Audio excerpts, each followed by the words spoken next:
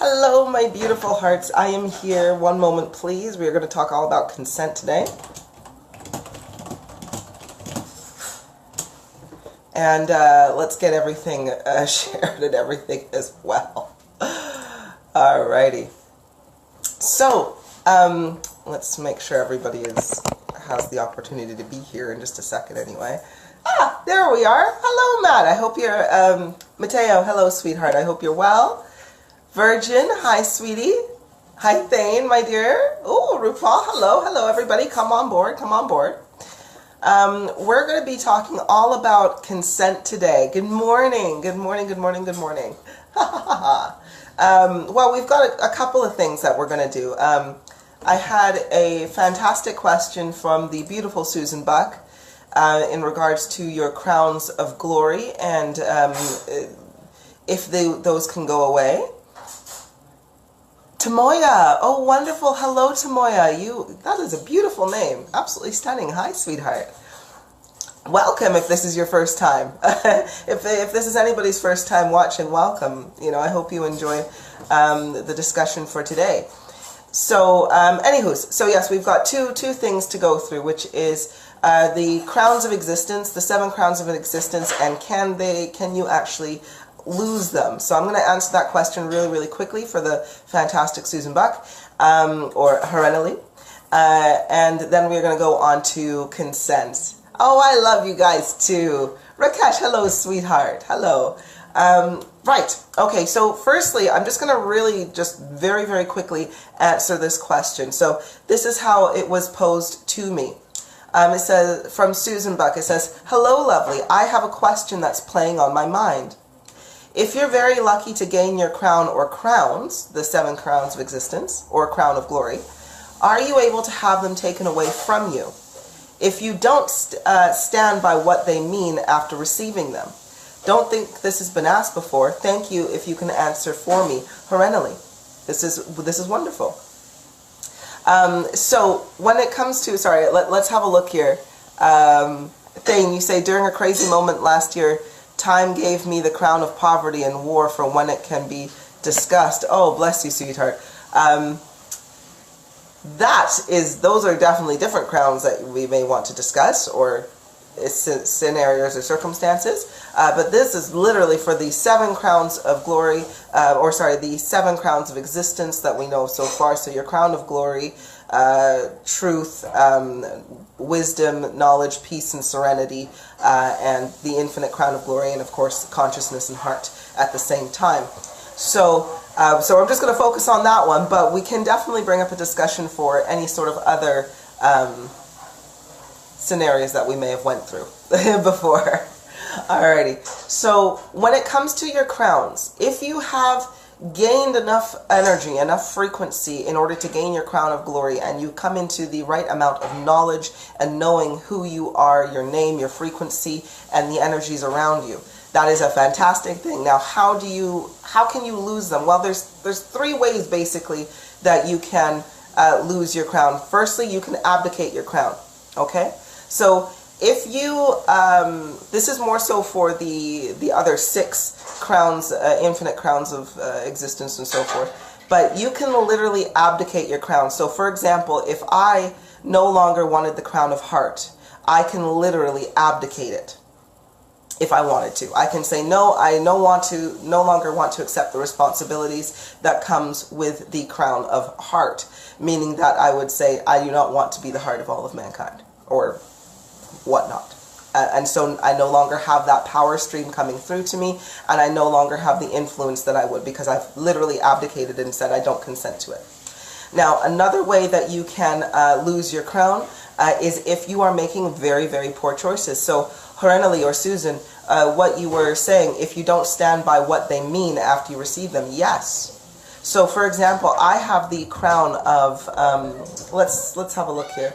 I have the crown of truth. Okay, meaning that like whatever I say is basically truth, especially coming from my heart and within the universal energy. Now, if I started lying to you, to everybody, to anybody, if I started lying, then that crown would no longer activate because my energy would start to go down.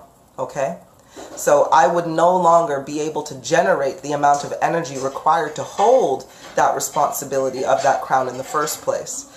So literally, because you do have to hit a certain frequency level in order to achieve these in the first place, because it's a lot of power you're wielding. So you got to be able to keep it up and keep it going and keep it generating. If you can't do that, then you don't get the benefits of it, right? So literally, yes, if you go back on your word, I can't promise to speak truth and then start speaking lies. All right, that's just not how it works. All right. And the last way that you can literally get rid of your crown or have it affect you in that way, because we went through abdication, we went through, of course, going back or reducing in frequency, and the last way is literally through ignorance, all right, through just plain and old ignorance, all right. If I do not accept it, if I do not use it, if I do not utilize it, if I just ignore my crown, then that is a way of me consenting to say, no, I don't want it, without me physically abdicating it at the same time. So so I hope that helps for you, Harenali, Susan, in understanding a little bit how you can lose your crowns. Right? So again, with great power comes great responsibility, and you have to uphold that responsibility or you don't get it. Simple as that. So let's have a look here. Rakesh, could you please translate in Hindi? I would if I spoke Hindi properly. I do not, though, my dear. I apologize. Hi, Kirsten. Wonderful. We've got a lot of different people here, which is great. Okay, so now let's go on to our topic of consent. All right. So this came about because the beautiful Amishal, or if for those of you who don't know who Amishal is, that is the beautiful Jessica Muncy, had posed a question to me on one of my posts in regards to ancient Egypt, or sorry, the Egyptian hieroglyphs that you see in museums, and giving your consent because they do have curses on them and they do drain your energy. So kind of ensuring your death, that's one of the reasons why they're around. But anywho's it. And so she wanted to know, well, how do we actually consent to these things, right? So this is what I want to go through with you guys today, your consent and what it is. Hi, RK, sweetheart. Hi, everybody. Okay, so firstly, there's two ways that you give consent, all right? And please chime in here. I want you guys to engage and really start to think about where you give your consent. Where, as I describe it to you, I want you to really think like, how often do I do this every day? Right? Because awareness is key, right? The more aware you are, the better decisions you can make, and then you can decide where you are placing your consent. Okay? So, hi everybody, all the new individuals who have joined us. It's wonderful to see you. Okay, so firstly, you give your consent etherially, which is through your energy, all right? Through the unspoken words of feeling and thought. So you give your consent through energy, so etherially. You also give your energy through physical consent, through action or non-action, all right? Jay, sweetheart, I'm watching. Much love to you. Hi. Oh. I'm hoping that was a spelling mistake, Jay, if anything. But thank you very much. Okay, so firstly, how do you give your consent ethereally or through your energy? Well, focus. Focus, thoughts, and beliefs. So 3 things is how you give your consent. You focus on something, which means your energy stream is being directed to whatever you're focusing on, right? So you're paying attention, basically, all right? You're paying attention to it, you're focusing on it. Then your thoughts. What are you thinking about this, whatever you are looking at? And I'm going to give you some examples here, too.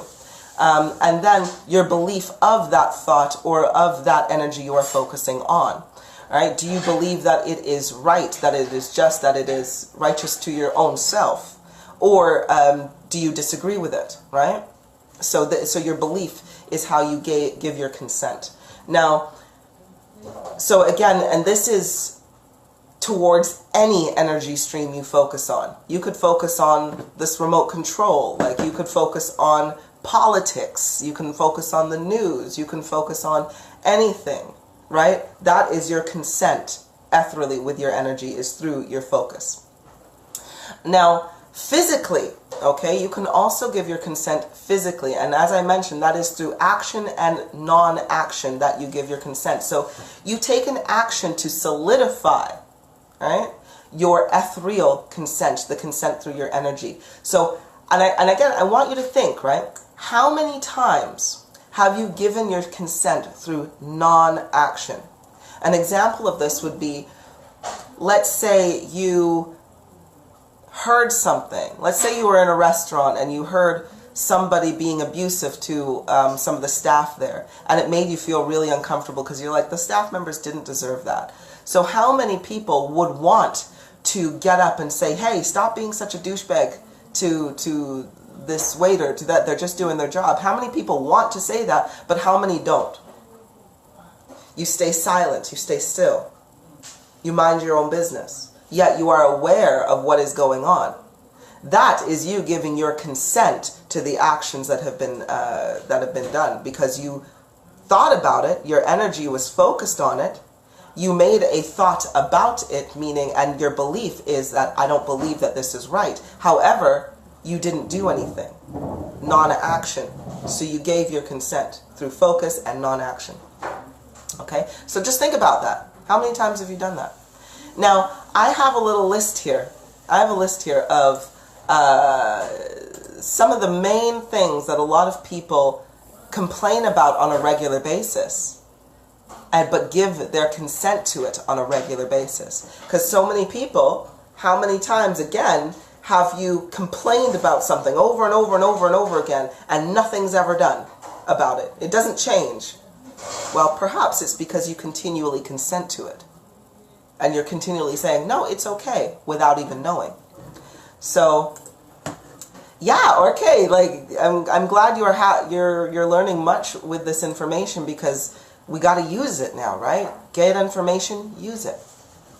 Okay, so let's have a look here. I'm going to take, because you guys know I don't like the system, because it's foolish, it's nonsensical, and it's not practical in terms of everyday living and life for happiness. So I've got here a few different topics. I've got cost of living that a lot of people complain about.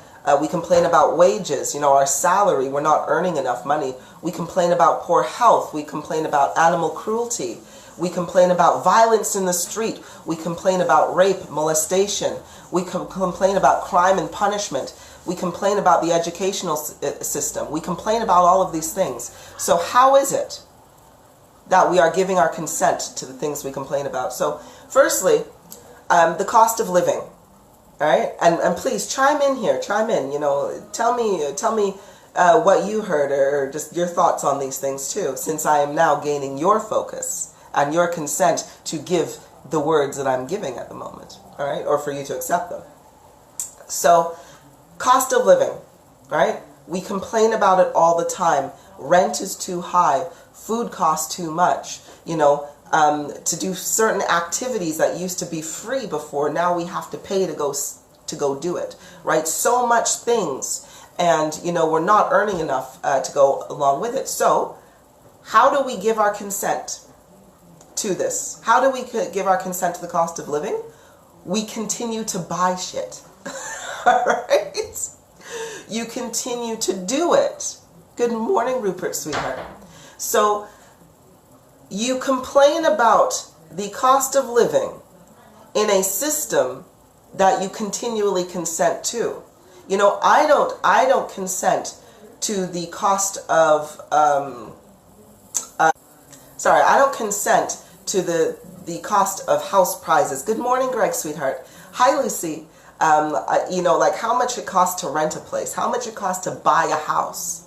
I don't consent to, just because this house is in a specific area, right, that is not fulfilling my life in any way, but it's in a specific area, why am I paying $500,000 for this house versus what it's worth, which is $100,000, or how much it costs to build, which is only $100,000?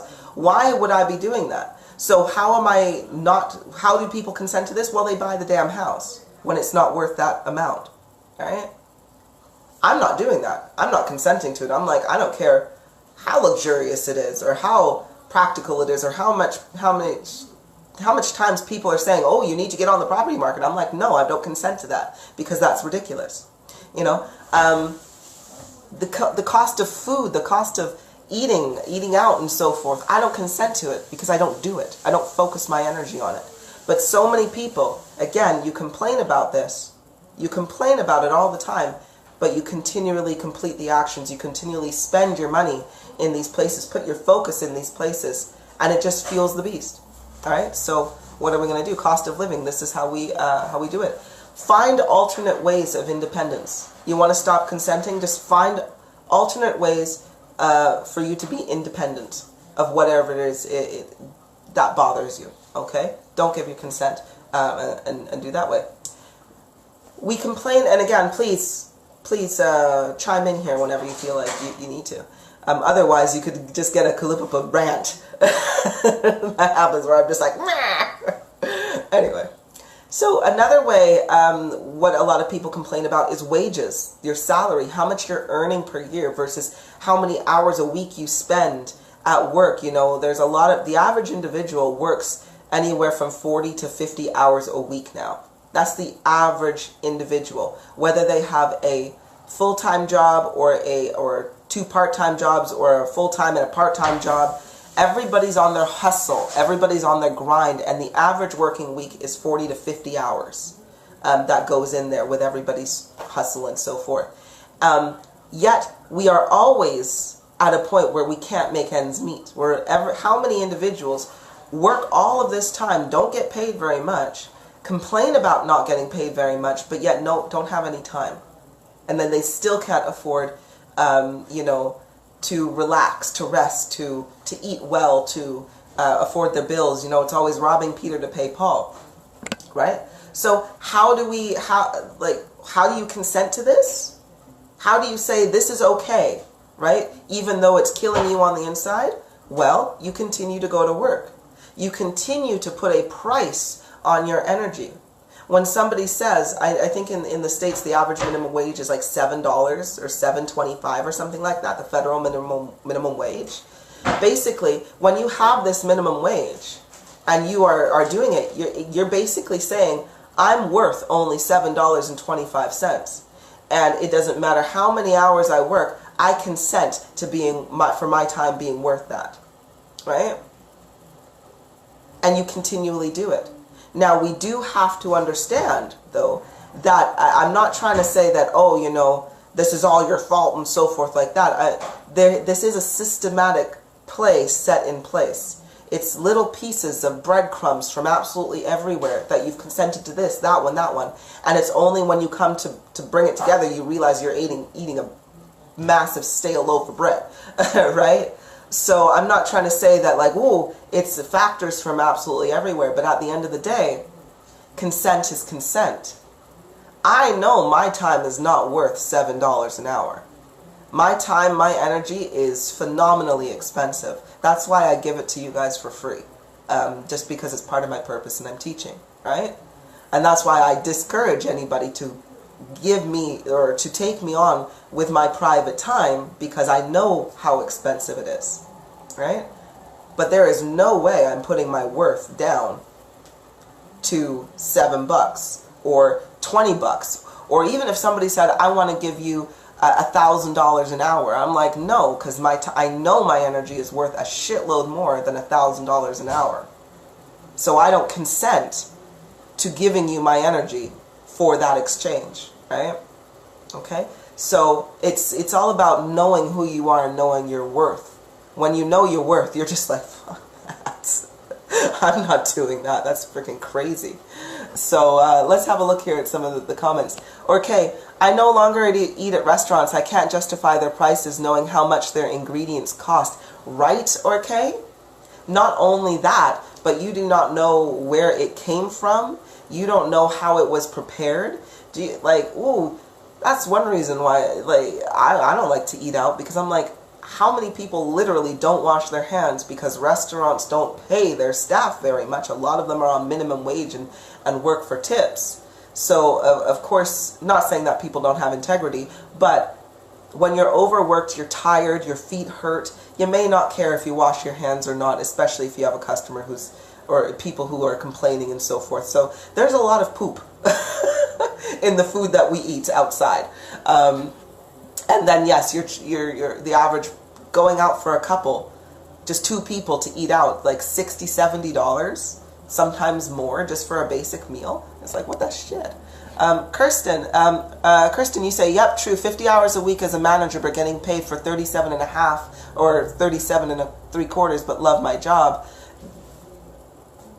Right, though, but 50 hours per week, 37 and 3/4 of an hour, that is literally, I remember when I was a manager, and I was like, yeah, I get, my paycheck at the end of the month looked great, but you know, when you're working anywhere from, I worked on average 60 to 70 hours per week.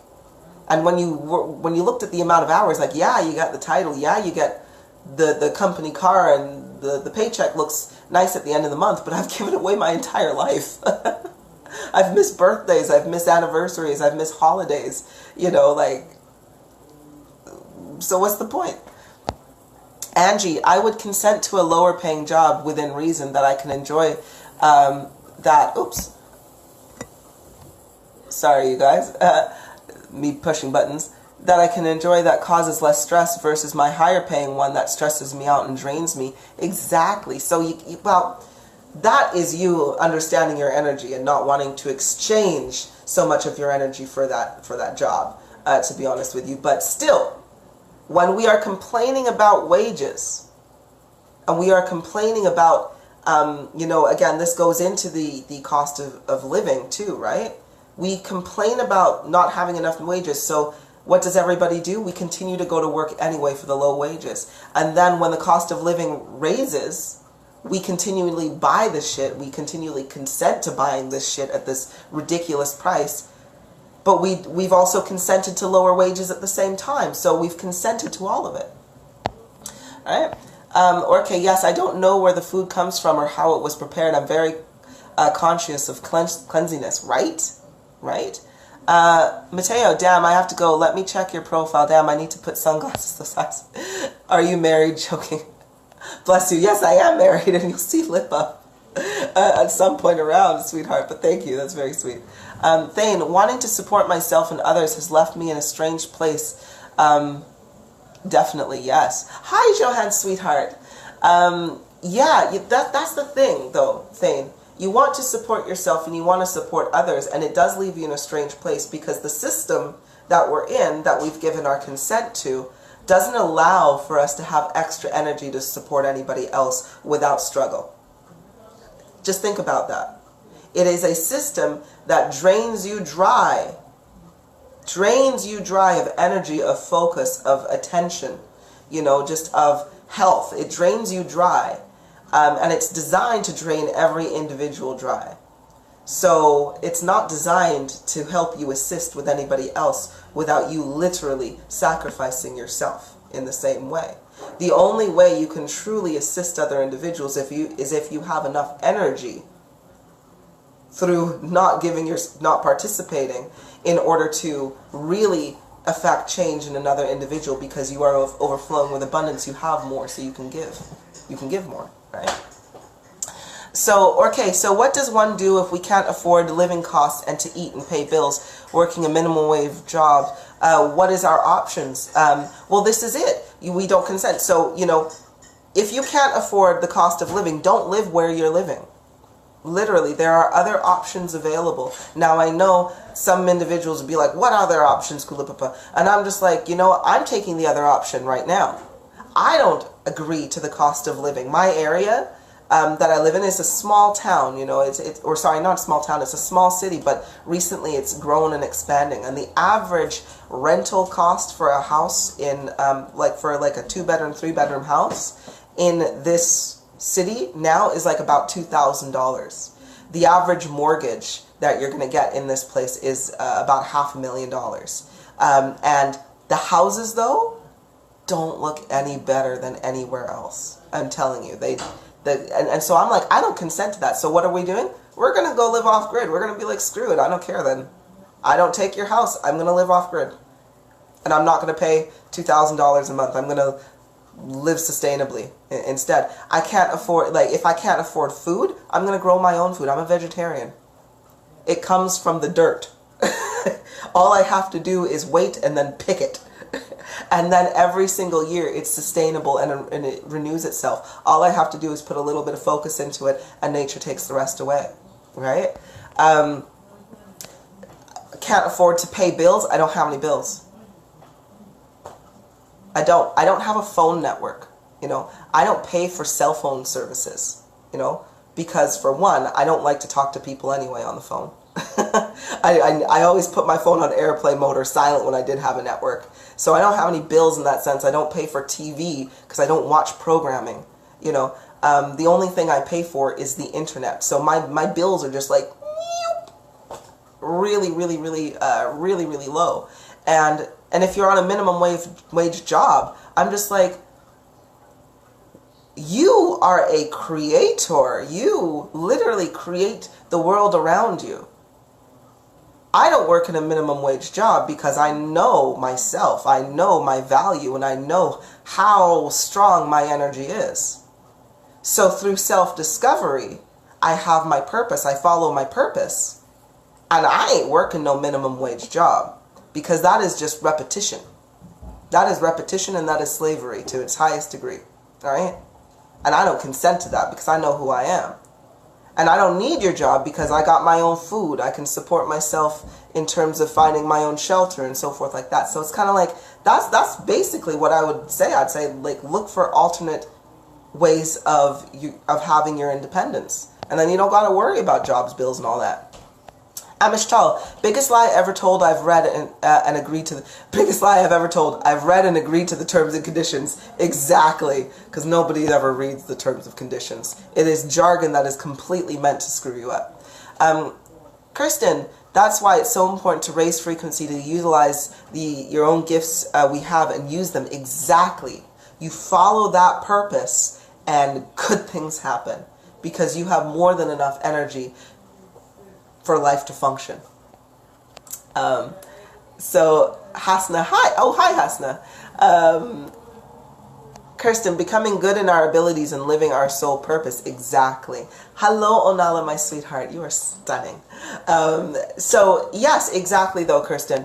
Living within your love, living within your light, following your true purpose gives you the main outcome. That is the job that you need to do, because that is the job that will lead you to abundance. But anyway, so let's have a look at some other things that we give our consent to, which we don't know we are giving our consent to. And again, I'm going to try my best not to lecture everybody like absolute mad today. So what is another thing that we complain about? And almost everybody has complained about this at one point or another. Okay? You know what, just before we get on here, let's just, before we go on this, let me have you. Thane, I'm putting all my energy into becoming an employed individual, but not wanting to work for the system, as I want to build sanctuary, not just in myself, but in others also. Thane, that is beautiful, wanting to build that, but like I say, you're putting your energy into becoming an employed individual, right? How much energy will you spend on that?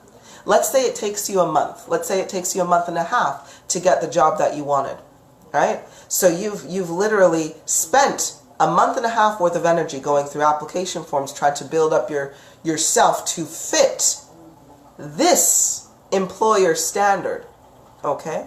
Or this industry's standard, or wherever you're trying to go in, right? So you spent that time. Now I'm saying, what if you spent a month and a half not even worrying about a job? Because let's face it, a month and a half from no job to job is the same circumstance. If you didn't have any money for that month and a half in the first place, then you'd be at the same place whether you are searching for a job or whether you're not, right? So let's take that month and a half there, Thane, and let's focus that purely on you. So the amount of application forms you fill in, that time you're taking, you're saying, screw that. No, that's the amount of meditation I'm going to do. Because I know that my success, that my abundance comes from the energy that is circulating within my body. So I'm going to focus all that energy on me right now, right? See what I learn and discover. Because I definitely tell you, after things change really quick, after a month and a half, the discoveries that you can make, leading to the decisions that you can make to the betterment of yourself because you know your own energy, no job can come in any comparison to the amount of abundance that produces, right? You know, I get asked all the time, you know, Kulipup, your skin looks so great, you look so healthy, you look so clean, you know, all of these wonderful things. And I'm like, guess what? It's because I focus my energy on me. That's what I consent to. I don't consent to any of this bullshit on the outside. And because I focus my energy on me, I have health. Because I have health, I have functioning. I have good decision-making skills. I have my intuition. I know things. I can navigate this energy, this stream of this flow of life without coming into any blockages. Because I got myself, I got my heart, and I got my brain. But I wouldn't have that. I wouldn't be able to glide through life like a hot knife through butter. You know, like the river flowing through the Amazon, just bringing life to everything. I couldn't flow like that if I was unhealthy, if I was exhausted, if I was giving my energy, consent, and focus to another individual that is not myself. Right? I feel like I'm like, woo, up in Kulipup Church today. But that's what I got for you on that one, sweetheart. Samuel, I understand that I had worked a 12-hour shift at $14.50 an hour, 7 days a week. It had drained me out when I get home. These companies expect you to do a lot of things for small amounts of money. Exactly. Samuel, their whole goal, I want you to think, I want everybody to think, if you've got a group of slaves, right, and you had to feed them, you had to house them, and you had to make sure that they were, you know, not ill and, you know, and healthy enough to at least complete the basic tasks, right? That's a pretty big expense. So what's better? You do all of that work as a slave master, or do you go, oh, you know what, slaves? You cover all that crap. You go find your own shelter. You go feed yourself. You go keep your body well, you know, keep your body in health so you can then come back to work. All I have to sacrifice is that it's not, sometimes not 24 hours that I'm getting out of you, but literally. So what they've done is to save on costs. Instead of them housing you, feeding you, and keeping you well, they said, well, you do it, but we're going to pay you this much to get it done with. They don't give a rat's ass that you're working 12 hours in a completely nonsensical environment. Because again, raise your hand. How many of you have been in employment, seen the structure and the way things work in your employer's, well, in your place of employment, and you're just like, why do they do this? It doesn't even make sense. If they just change that and that, we could all be out of here by 5 o'clock every day, but no, they won't. So we all have to work overtime for 4 hours every day. You know, like, nonsensical. It's not meant for you. It's meant to drain your energy dry. You are the product. I don't care if you make biscuits every day, or if you make high-tech knowledge or whatever, or if you're a doctor, I don't give a shit. At the end of the day, you are the product. It is your energy that is being drained. It is your focus that they want. Whatever you're physically doing is just keeping you occupied, making you believe that you're doing something of importance, when if you're not following your purpose, everything is not important. Nothing is important besides your purpose. Because your purpose is the only thing that is going to give you happiness and peace. Onala, self-love is an amazing thing. Damn right it is. It feels bloody good too. Amishtal, question. Money is considered high frequency and manifestation of the lotto costs a crap ton out of the synergy cell. Is this why they feel it is justified? Amishtal, money is not a high frequency tool. I want everybody to get that shit out of their head. Money is not a high frequency. It is a low frequency. Money is, because money takes longer. It is the middleman to getting whatever your heart's desire. So it is a low frequency. That's why it takes so much of your energy in order to gain this, right? Because it's so low frequency, you have to put so much bloody energy into it, right, in order to gain it. right? Anything high frequency, I want you to think, if you're vibing at a high frequency, if something else is vibing at a high frequency, it comes to you instantly. You don't have to work hard to achieve it. The only thing that takes like a shitload of like energy is something like money, which is the middleman, right? It costs too much, right? So it's not high frequency, right? Oh, I hate it. I hate it. So the manifestation of the lotto costs a crap ton of the synergy cell. Exactly. Because you know why? It takes so much of your energy to achieve this. It would be much easier for you to just manifest what it is you wanted to do with the money in the first place. Right? Because you're trying to manifest something that is nonsensical. That doesn't actually exist. It only exists in your mind. Right? The value of money only exists in your mind. Otherwise, why am I going to manifest the lottery when really what I wanted was shelter, food, and travel? Why don't I just manifest travel instead? That will come to me a shitload faster because it vibrates on love, right? Money doesn't vibrate on love. So, thus, lower vibration. It is a tool of slavery. So I hope that clears that up, and my, again, extra rant about how much I don't like it. So let's go on then, since I've got caught up on these queries here. The next thing that we consent to is poor health. Okay, how many people complain that their back hurts, that they're going to their doctors and they have tests for this? They're like, I'm anemic. I've got this in my blood. My joints are not working. I've got inflammation here. This is that. I've got cancer here. I've got this there. Like everything is not functioning. Okay, so here's how you consent to this. Okay, by being aware of it and not taking any action. All right? You are aware your body is deteriorating, yet you take no action.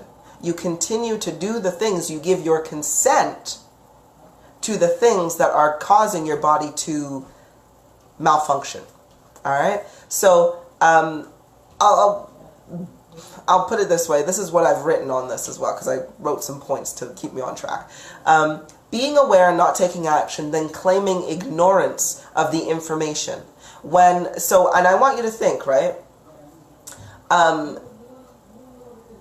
You have pain. You eat terribly, okay? You eat a lot of meat. You eat processed foods. You put a lot of harmful substances in your body, in terms of drugs, the medications that the pharmaceutical industry pushes upon you. You have alcohol. Fast food. All of this stuff. You don't get enough sleep and so forth. So this is your average everyday life that your body has somehow adapted to, right? Because that's what the body does. It adapts. It adapts to whatever it is that is environment that you place it in, right? So you've put your body through this, and then all of a sudden it doesn't work, right? Your joints start to hurt.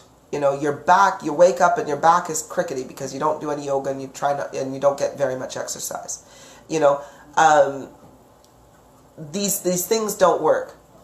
Now, then we go to the doctor and we're like, I don't know what happened. Nothing's working. I don't know what happened. That is claiming your ignorance. When since being a child, even going through the institutional programs, educational programs, even through at home, how many of you know it's good to eat vegetables? It's good to get some exercise. It's not good to drink alcohol, or they're like, not very often, it's not good at all. How many of you know this information, but yet continue to do the things that cause poor health to your body? That is your consent. You are giving your consent to ill health because of it. Michelle, sometimes I ask questions for others to learn because I know how you will answer. Love you. Oh, beautiful. Thank you. Thank you very much. I love answering the questions, especially if everybody else can learn, right? So thank you, Michelle. But that is how you consent to poor health, right? Okay. So again, we can't go around consenting to it. Like, I don't consent to poor health. That's why I don't eat a massive amount of processed foods. Yes, I will have some cookies. And yeah, I'll have some cake.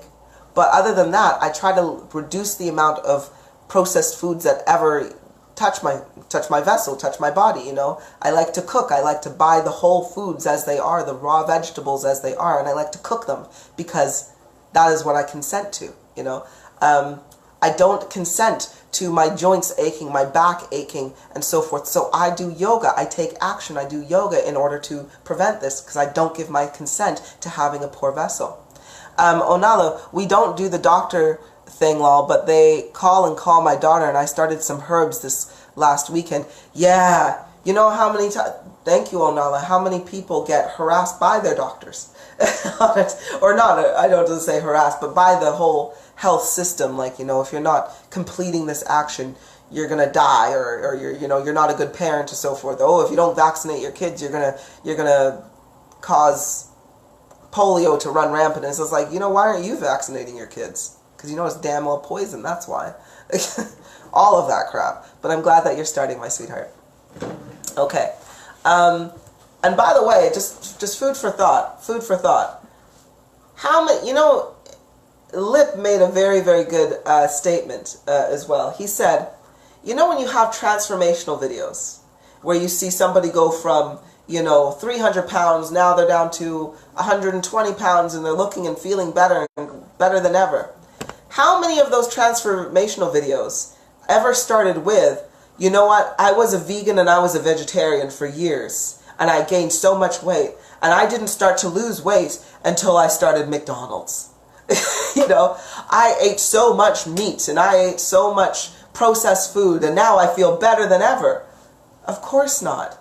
You've never seen that. You know what you see? You see people going from the ill things that they've done to their body and saying, no, I went vegetarian, I went vegan, or I started noticing what I was putting in my body, I started exercising more, and then the transformation to health comes. So bear that in mind.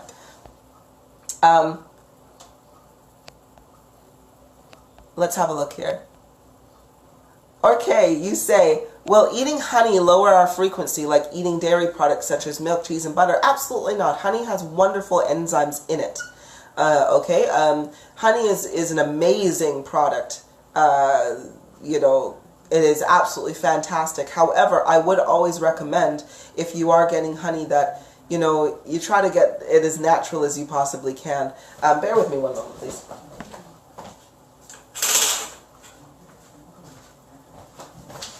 This light on my face shining through.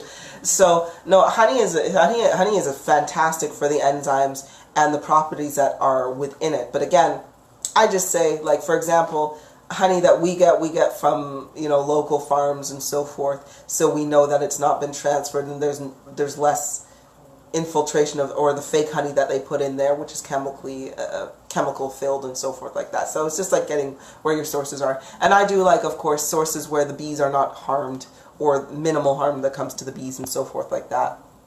But no, there's no casein proteins or anything as there would be in dairy, cheese, and milk, and other milk products. So you're okay with that one.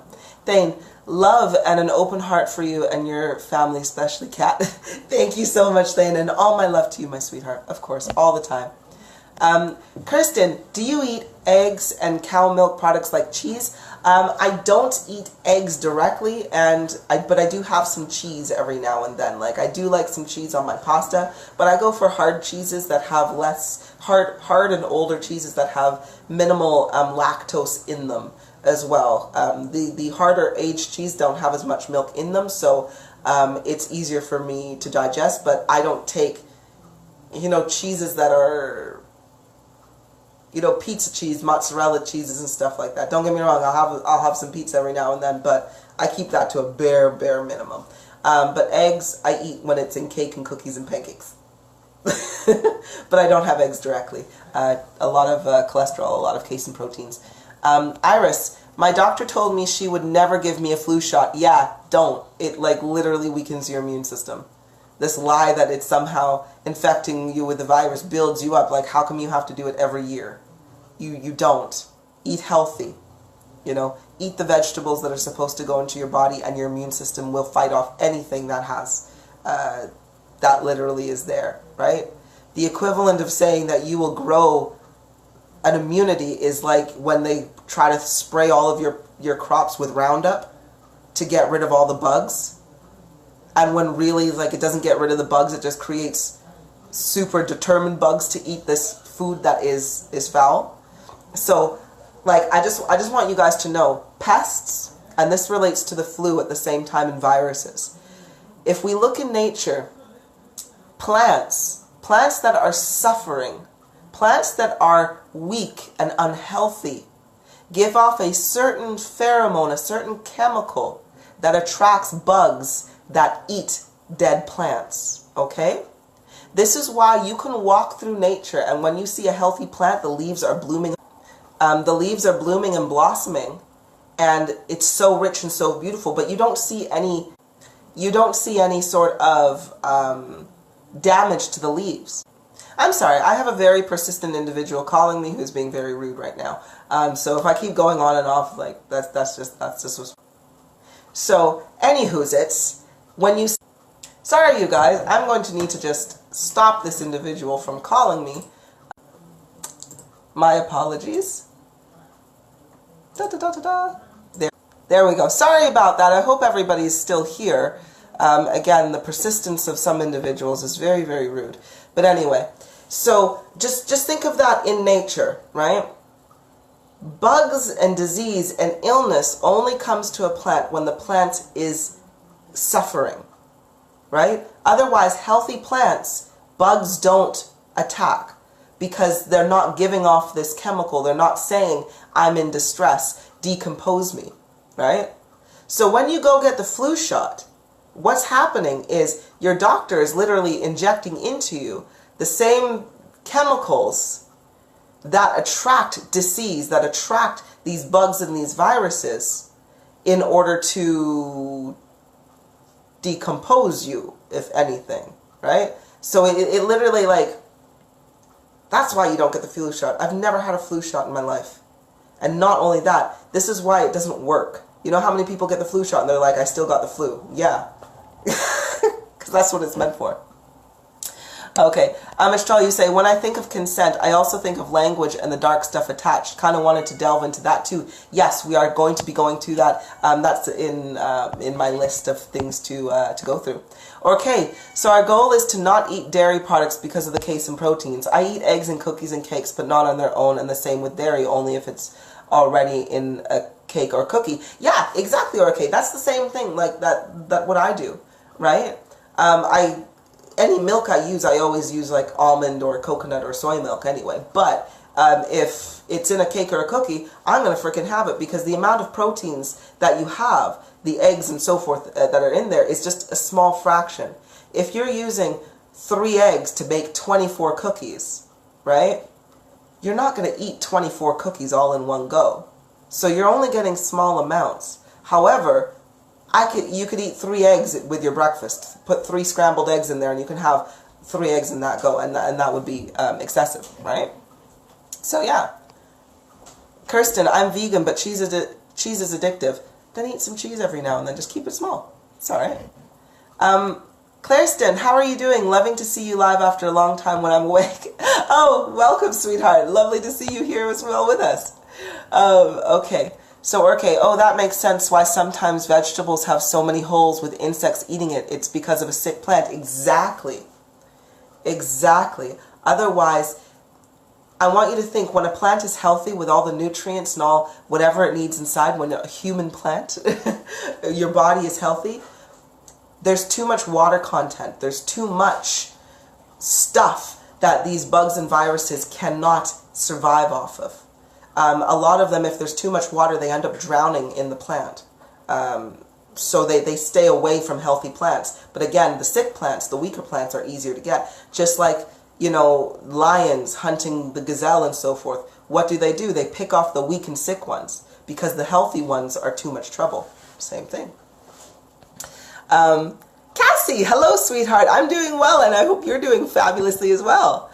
Okay, I've seen tomato plants with holes in the leaves. Is that because the plant is ill or the soil is contaminated? It is a cycle of everything, and I want you to think.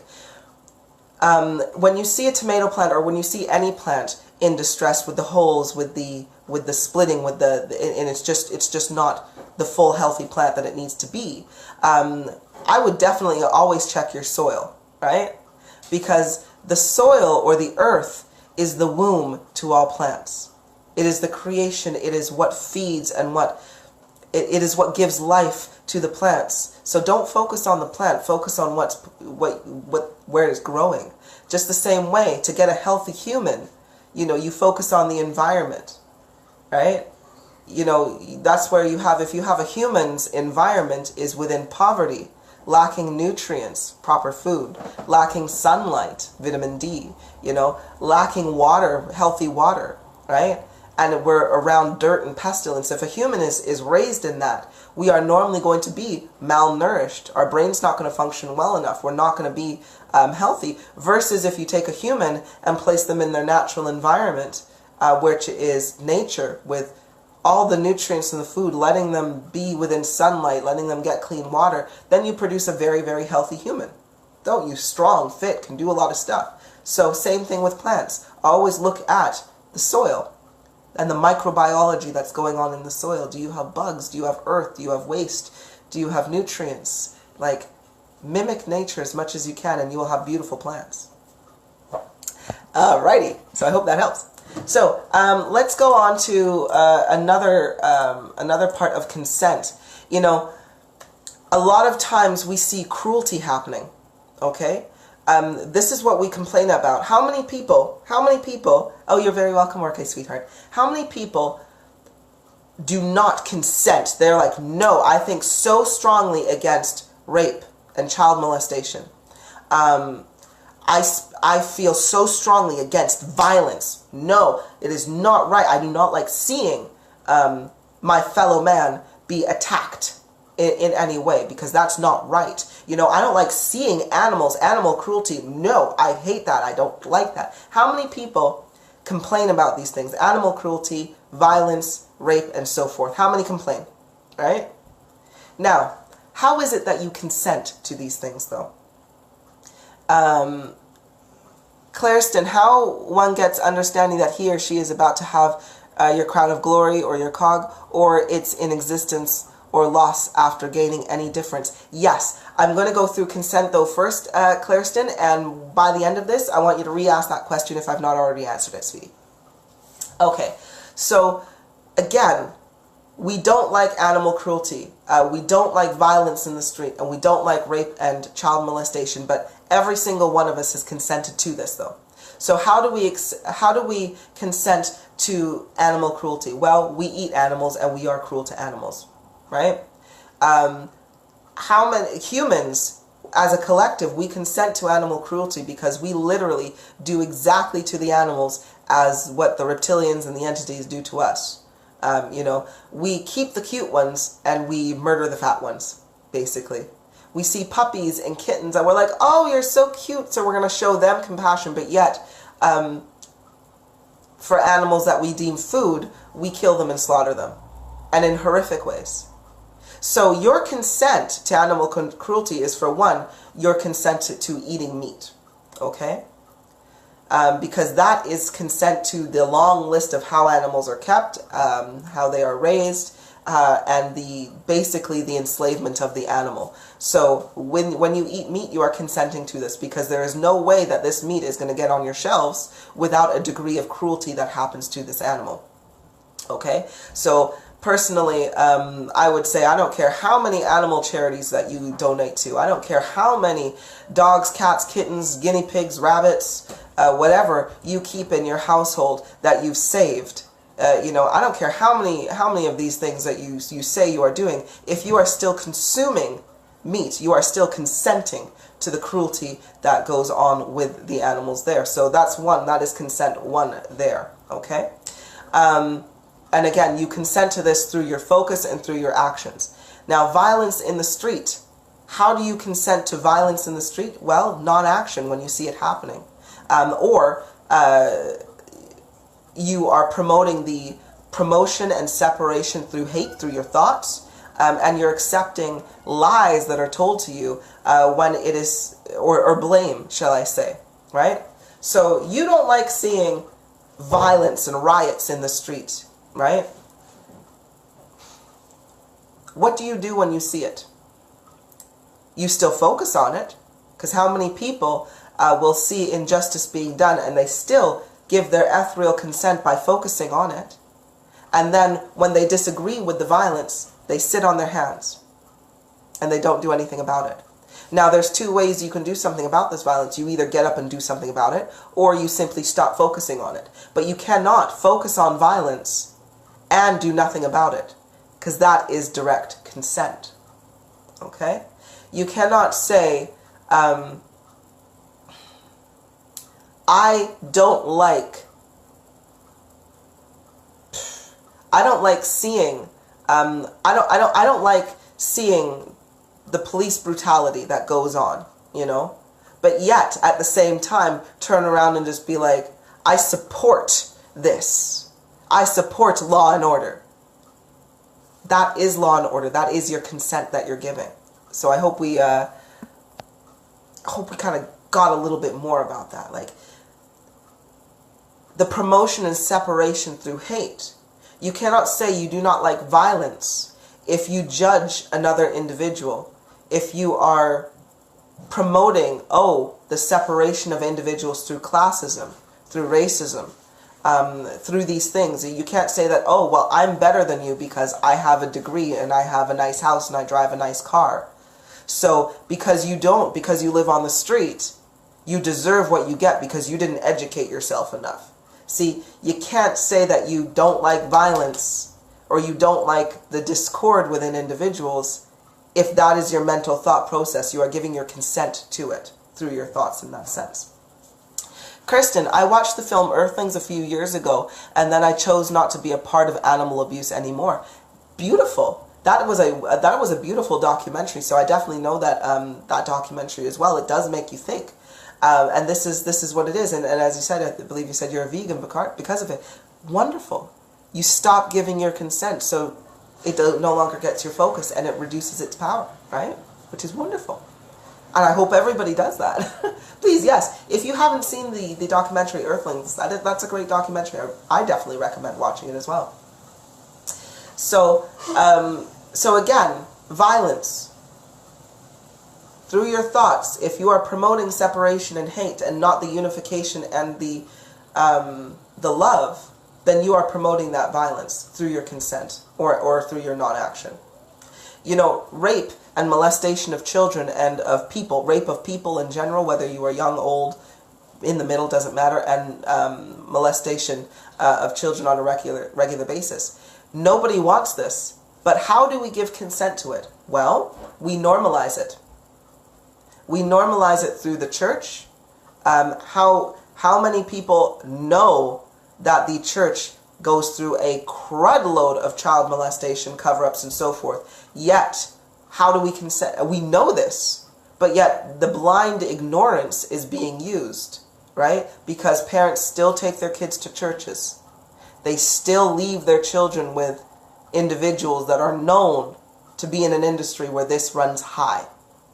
Just like, you don't, so how many people, raise your hands if you never wanted your little girl to grow up to be a stripper, right? And I'm not putting judgment on women who do dance for a living. If you're a grown adult and that's what you want to do because you enjoy it, and hey, that's your prerogative. Go do what you want to do, right? As long as it brings you happiness. However, how many people, you have your little baby girl, the majority of individuals do not look at your little baby girl and go, I really hope that I can get you ready for the pole by the time you're 18.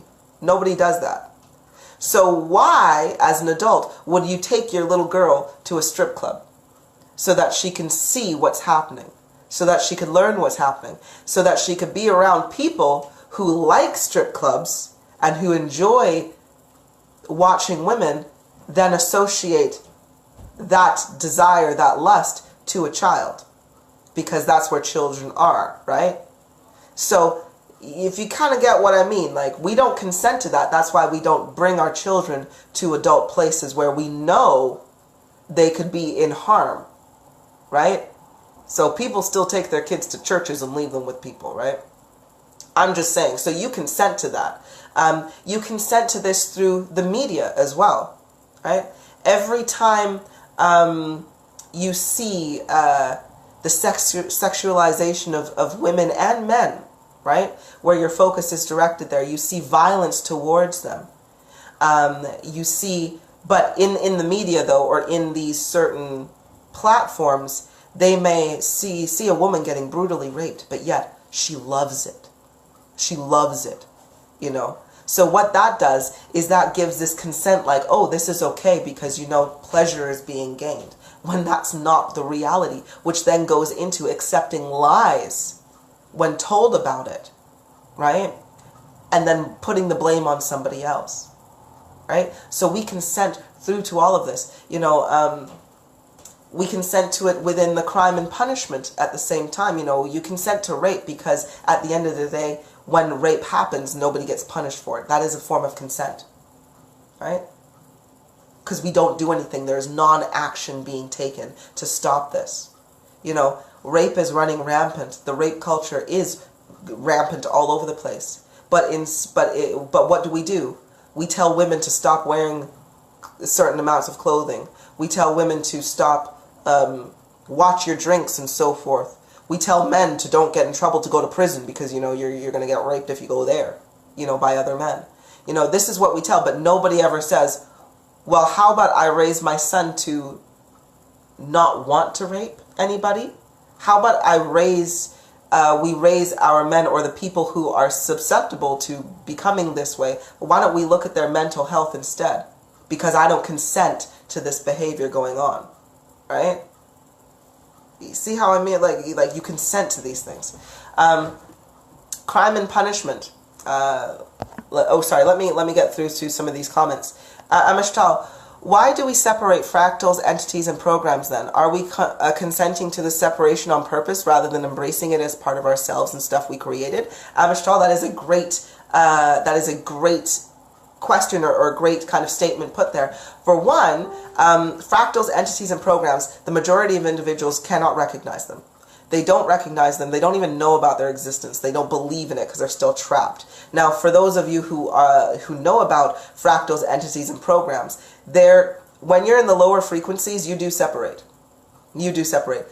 For example, I'm high frequency, and I recognize that entities, fractals, and programs, they are all me and they are all my energy. So that is why I love all of mankind equally, regardless of whatever you are, right? Because I know through my energy, if you are a program or an entity, well, when you're in my presence, you're gonna act wonderfully because you are my energy.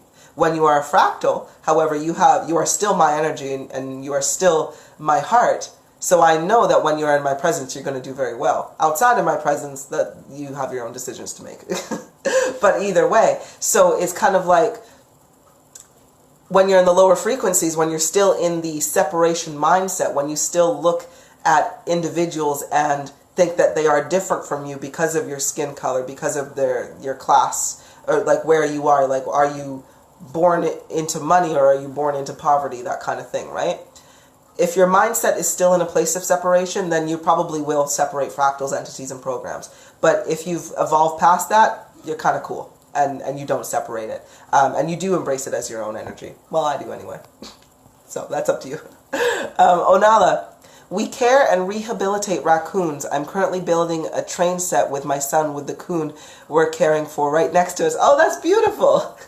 That's so sweet. I'm like, I see raccoons, and they're like, hi, and I'm like, hi, and I'm like, I'm not feeding you unless I have scraps, and they're like, okay. We have a whole thing there. Kirsten, not sure if this is, if it's out of topic, but what do you think about abortion? Personally, Kirsten, when I think of abortion, I think it is completely down to the individual's want and need.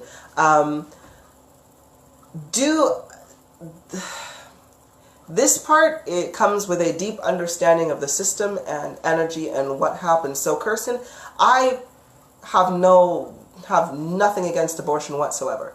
One of the reasons being is because a source fractal, like if you want, you know how people are like, oh, you have a soul and you have this and so forth, a heart. Yes, that means you're a source fractal. if you do not have a soul, you are an entity or you are a program, meaning that your existence is only within this lifespan or within this universe if you are a high or a powerful entity. So if you have a purpose, you will survive past the age of 13. Okay? All source fractals live to the age of 13. So if you are having an abortion, or if a child dies beneath the age of 13, whether they are in a fetus status or whether they are actually born, it means that they were an entity or a program. Now, not saying that life isn't important, but I'm just saying that if you're not a source fractal, then that program is part of your experience. So there's just a lesson that you need to learn based on the life that was there. But if you're worried about a soul or an internal kind of being, then you don't have to worry about that with abortion. It is just literally your lesson. There are some women who literally go through this process because they need to learn about loss, or they need to learn about decision making, or they need to learn about whatever. But it's their own personal choice. It's their own personal experience. So again, I don't think just as a cause, after the 6-month period, if you've carried a child for 6 months and beyond, personally, I'm like, you probably should just have a baby at that point. So I'm not like, hey, remove the child at that point, but I think if you're going to have an abortion, just do it quickly, like do it earlier rather than waiting, because after 5 months, that's when literally a soul would enter the vessel of that child, if a child was going to be born. Otherwise, it's just cells. You have your period every month. Those are cells being expended from you. Nobody worries about that. You know, skin shall shed every single day. Nobody's building a pyre for them, right? Same kind of thing. A fetus, an embryo, they're just cells up until a certain point. They don't have a soul until 5 months or after. But mind you, if you were going to abort a baby after that time, then they wouldn't have a soul in the first place. So that was a little complicated. I hope we all followed that there. Right, okay. Oh, and when parents leave their kids with strangers to babysit them and those kids get abused, not only there, but also at home as well, and that cycle continues. Exactly, okay, that is a form of consent. You know, leaving your children, as you said there, leaving your children with somebody that you don't know and you don't necessarily trust all the way, but you're going to leave them there because you really got to go to work, or you really want this night out or something like that, right? So you're consenting to whatever happens, especially if you are in awareness. Okay, so let's have a look here. Amishtal, many don't get raised. They're left stagnant in the education their parents were afforded. So how can we best change that? And prefer not to separate them, as I feel the need to embrace, although it's not always easy. See, here's the thing. That's a great kind of thing. People believe that, you know, they weren't raised in the proper way. Well, raised in what? Consenting to a system of fear, pain, and suffering? Right? How do we change this way of thinking? Well, we start educating our children based on our own selves. We start educating them to live a life of happiness, not a life of servitude. Right? You educate your children in the ways of life. You teach them about life, about their bodies, how to take care of their bodies, how to take care of their minds. That's what's really important. The rest is the game and up to experience, right? But as long as they have a healthy mind and a healthy heart and a healthy body, they can go experience life however it comes to them and still gain happiness and fulfillment and joy out of it, right? So that's what we need to do. And screw the educational system. Clareston, when soul energy actually enters the embryo fetus. Oh yes, that's after 5 months. So it's after the halfway point, basically, is when the soul comes in and enters the fetus. Okay. Good morning, Aruna, my sweetheart. Oh, Clareston, I already said it. Wonderful. Oh, Delane, my sweetheart, I love you so, so very, very much. I love you. Welcome, my hun. Okay, how to respect their bodies and their vessels. I'm like, in which context are we respecting the body, the embryo or the fetus, or are we just respecting ourselves on that one? So give me a little bit more clarity on that one, sweetheart, and I'll answer that. But okay, let's go through, of course, crime and punishment too. How many people complain about crime and punishment, right?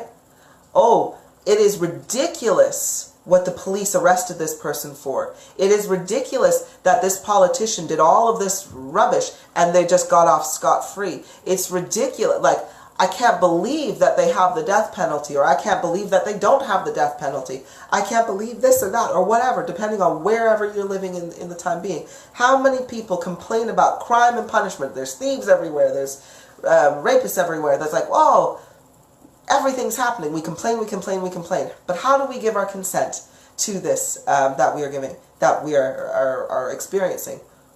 We accept it.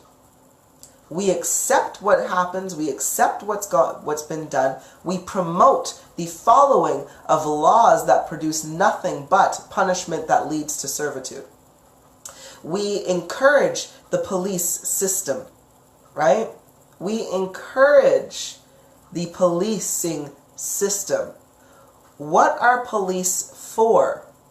They are not for to serve and protect you. They are there to control and ensure your conformity. That is what they are. You know what when you go through a chicken coop, a commercial chicken coop, and you have the workers on hand making sure that the chickens are well, would you say that those workers are there to protect and serve those chickens? No. Those workers are there to keep those chickens in line, to make sure they're not going out of the door to escape to freedom. They are there to make sure that the chickens are kept in line, fat and stupid, and not being able to move. That's what they're there for. And guess what? If a chicken is being too clucky and being pecky or whatever, what do? They pick up the chicken and they smash their heads in. Or they kick the chicken, or they do something very, very cruel and inhumane to that chicken. Right? But we consent to it. We consent to it. We say this is okay, and this is what we consent to. Politicians don't get reprimanded for the crimes that they commit. Why? Because we say it's okay. Because they commit a crime and we do jack shit about it. We take no action besides focusing on them and complaining about them. Right? That's all it is. We give them our focus, we give them our energy, we give them our consent, but yet through non-action we do absolutely nothing. So, yeah, politician gets to be corrupt, gets to be unjust, and gets to walk scot-free and do whatever the hell they want to do because we said, oh, that's not very good, and then did nothing about it. Right? Stupid laws are made. Stupid laws are made. And we know they're stupid. And we say, this is all rubbish. But what do? When a cop comes and tells us about that stupid law, or a politician or somebody that works for the government tells us about this stupid law, what do? We go, okay, where do I sign? And we don't go, no, because I don't consent to stupid laws. That's why I don't follow them. Right? That does not make me a bad person. It does not mean that I am a criminal, or that, well, I guess it does in their eyes. But it does not make me a bad person in any way, shape, or form. But I don't follow the laws because they're stupid. They lead to nothing but servitude. Right? Makes no sense. For example, did you know that how many people get a driver's license? You consent to getting a driver's license. Now, when you get a driver's license, guess what else you have to consent to? You have to consent to getting insurance on your vehicle, right? So then you consent to paying this out. And you consent to then the road taxes that you have to pay that comes with a license and insurance on your vehicle, right? So, you know, tickets that you get from parking in certain places, tickets that you get for not renewing this, for driving offenses and everything, right? You follow this law, but have you ever looked at the law? What does the law determine as what a vehicle is. If you are driving a vehicle, they determine a vehicle is used in commercial business. So when you go out and consent to getting a license, you are consenting or admitting to the fact that you are owning a vehicle for the use of commercial purposes or for business, right? That is why you need to go get insurance. That is why you need to pay road tax, because you are claiming that you are using this vehicle for commercial purposes. Now raise your hand if you do not use your car for anything besides your own personal travel and commute. You do not use your vehicle for business, you use it for your own personal travel.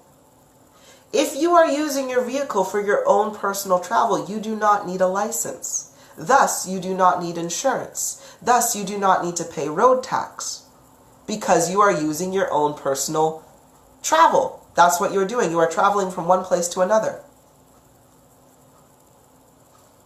By consenting to the license, you consent to all of the other shit that goes with it. And then all of a sudden you are trapped. You are trapped into believing that you need all of this other shit in order just to drive a car from your house to the beach to have a nice day out. Right? So, you see how our consent to this, and then, because I consented to gaining a license, when the cop pulls me over and says, oh, you're not driving with insurance, you're not driving with that, you are consenting to then being a criminal and being put into jail for non-compliance of this law. You see how we're working out here in terms of consent? Right? And how it doesn't benefit you in any way? So I hope you guys got me on that one.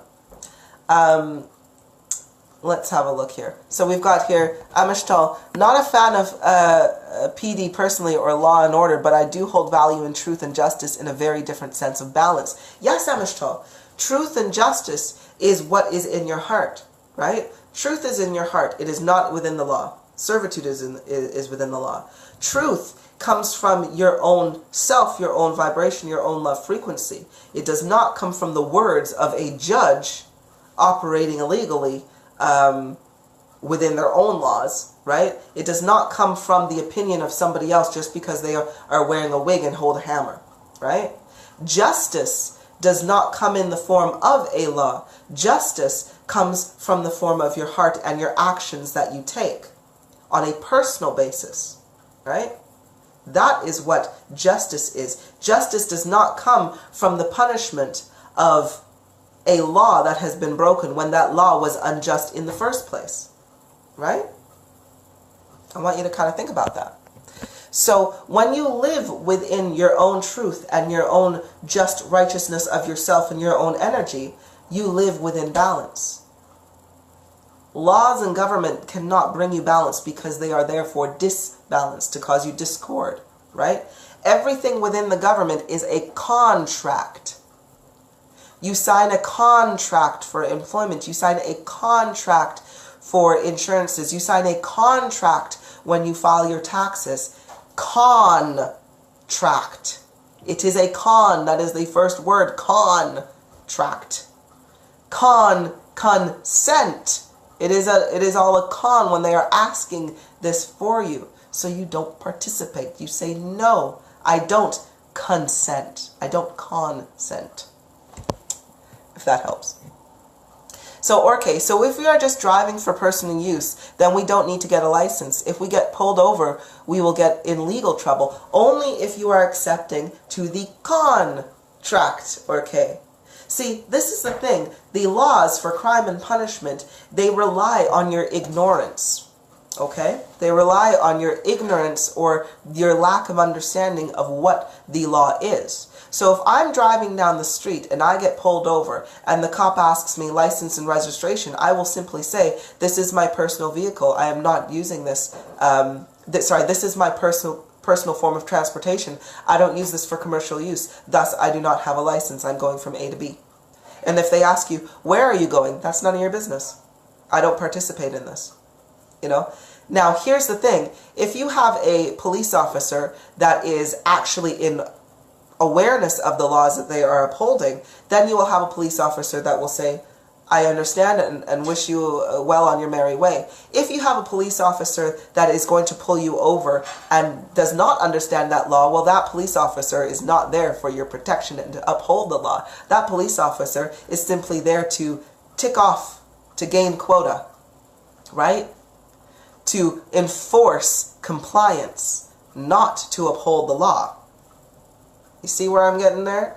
Any cop that would pull me over, that would send me to prison, write me a ticket, or try to confiscate my personal form of travel because I didn't have a license, is not following the law. They are simply keeping me within compliance. They are now hustling me, confiscating, stealing my own property because of my non-compliance to the system. So again, following the law, that's literally me just being me, right? And that's up to the cop. Amistral, you say, exactly, it's all a damn con. Exactly, right? Okay, most police officers just want to meet their quota, right? Because they are working in a job. They are working in a job. They do what they are told to do. They do what their boss tells them to do. Their boss tells them to do what their boss told them to do. That boss told them to do what their boss's boss told them to do. Their boss's boss is a corporation. So basically, the police officers on the ground are following through, carrying out laws, enforcing laws for a corporation's best interest, not for yours. Right? So, Clareston, I never understood the idea of tax or license, etc. I knew since long it's all manipulations, right? And that's what we got. All manipulations. So you need to know the laws. Once you know and understand the laws that you're following, you realize that it's all bullshit. And then you become like me and you're like, I'm not following this. I'm not giving my consent. I don't consent to your con. I don't agree with the con that you are trying to put before me, right? Because it ain't truth. Because I'm all about that truth. So, Aquitas Veritas, by the way, for those who may not know, it's Latin for truth and justice. There you go, sweetie. Thank you ever so much. Okay. And another thing that we consent to as well is we consent to the lack of our own education. We consent to the entire system. We consent to the degradation within our mental states through the education system. So, for example, how many of you have complained? How many of you have complained that what I learned in school I don't use? I took so much algebra, and I'm not a rocket scientist, and I do not use algebra whatsoever. But I spent years and years and years learning this shit. I studied in school. I was forced to do this, that, and that, and I use none of that information now. You know what I use? From the 3rd grade, I use plus, minus, and division for work. The rest is done by a calculator or a computer. From the 3rd grade, I learned how to read, and I learned how to write. Okay?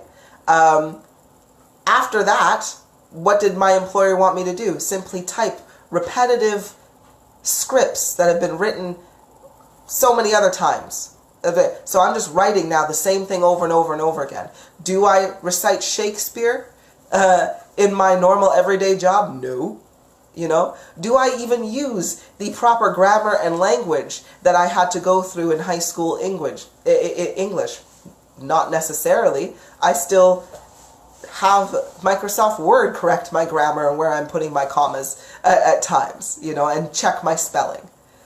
So the educational system, we spent, how long do we spend? We spend approximately from K to 12, 13, 14, we spend approximately 17, the average person spends anywhere from 17 to 20 years within education. Right, and I'm going from K to 12, from grades K to 12 plus 3 or 4 years worth of university or higher education, and then if you're going for your doctorate, like, you know, you're getting a PhD or something, you're going to spend more years, right? So we spend a very large chunk of our years within the educational system. Then we complain about it and say that we didn't learn anything, right? So, and then of course we learn more so within our own self-learning and discovery, what we research on the internet, the things that are influencing us. So at the end of the day, how do you consent to this? You complain about it, but yet you consent to it? Well, you consent to it because you still send your kids to school.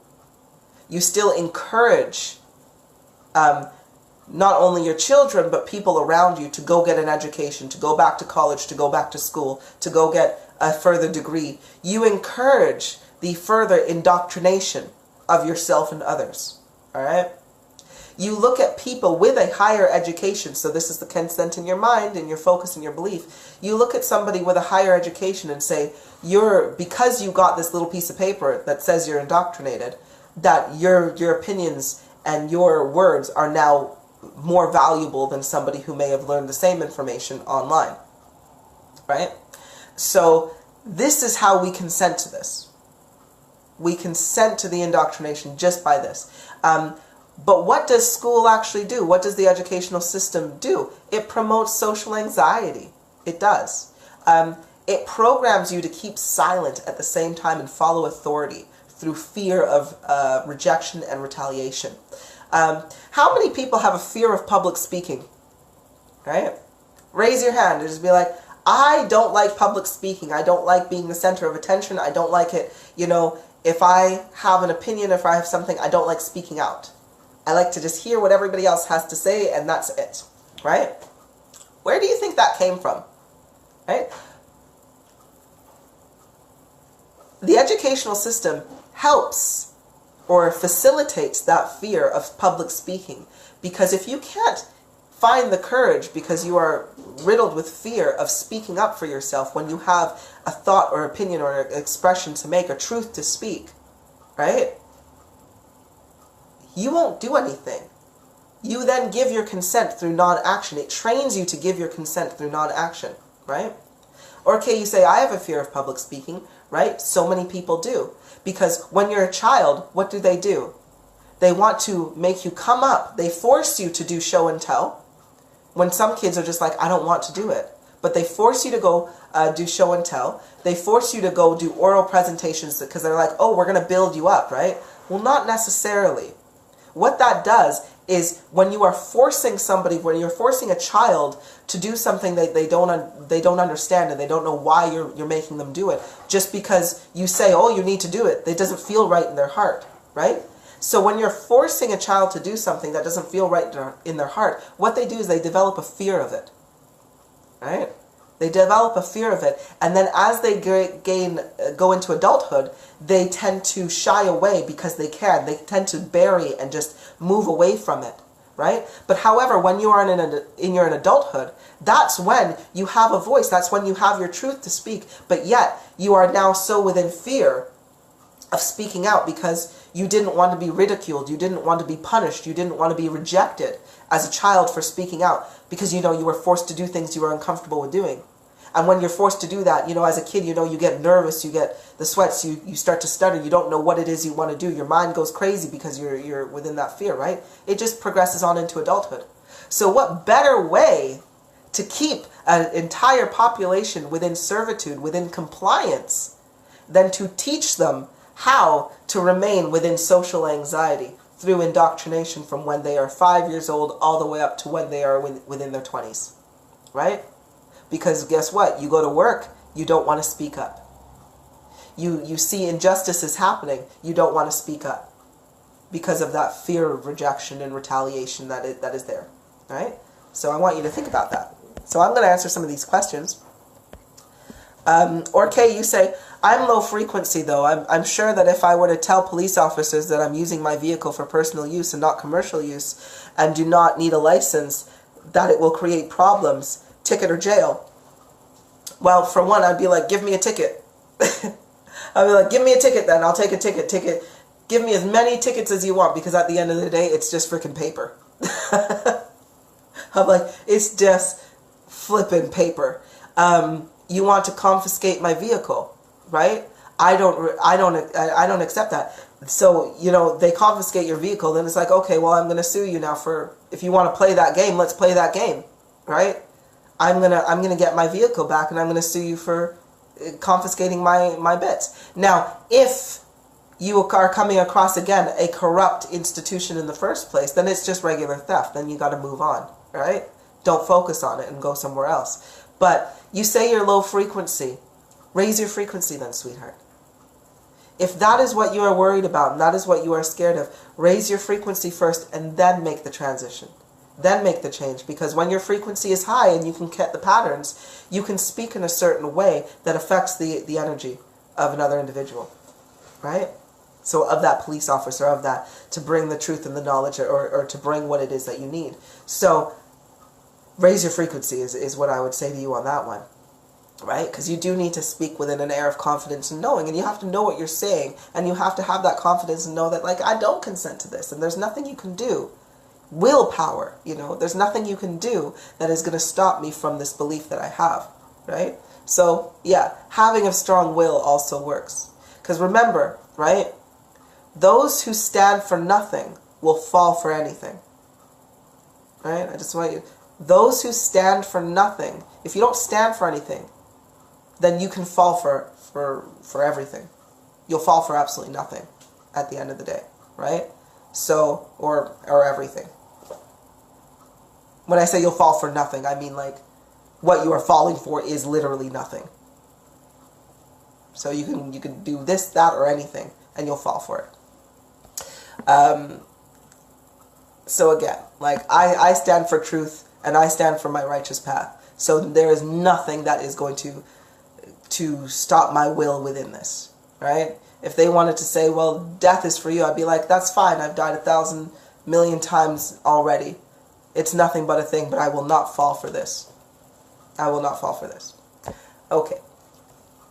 Hi, everybody, sweetie.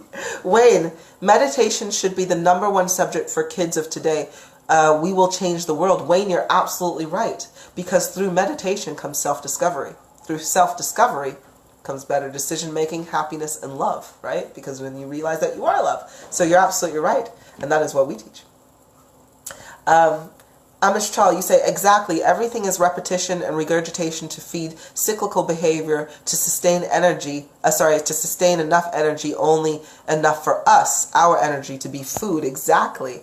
They see, then you're disposed of. Exactly. And by the way, who was it? Was Iris, I believe, you shared, or there was somebody who shared a post about euthanization being something that is, like, on the rise. Like, the government's just like, yeah, it's cool to be euthanized, and it's cool to just, like, just to die.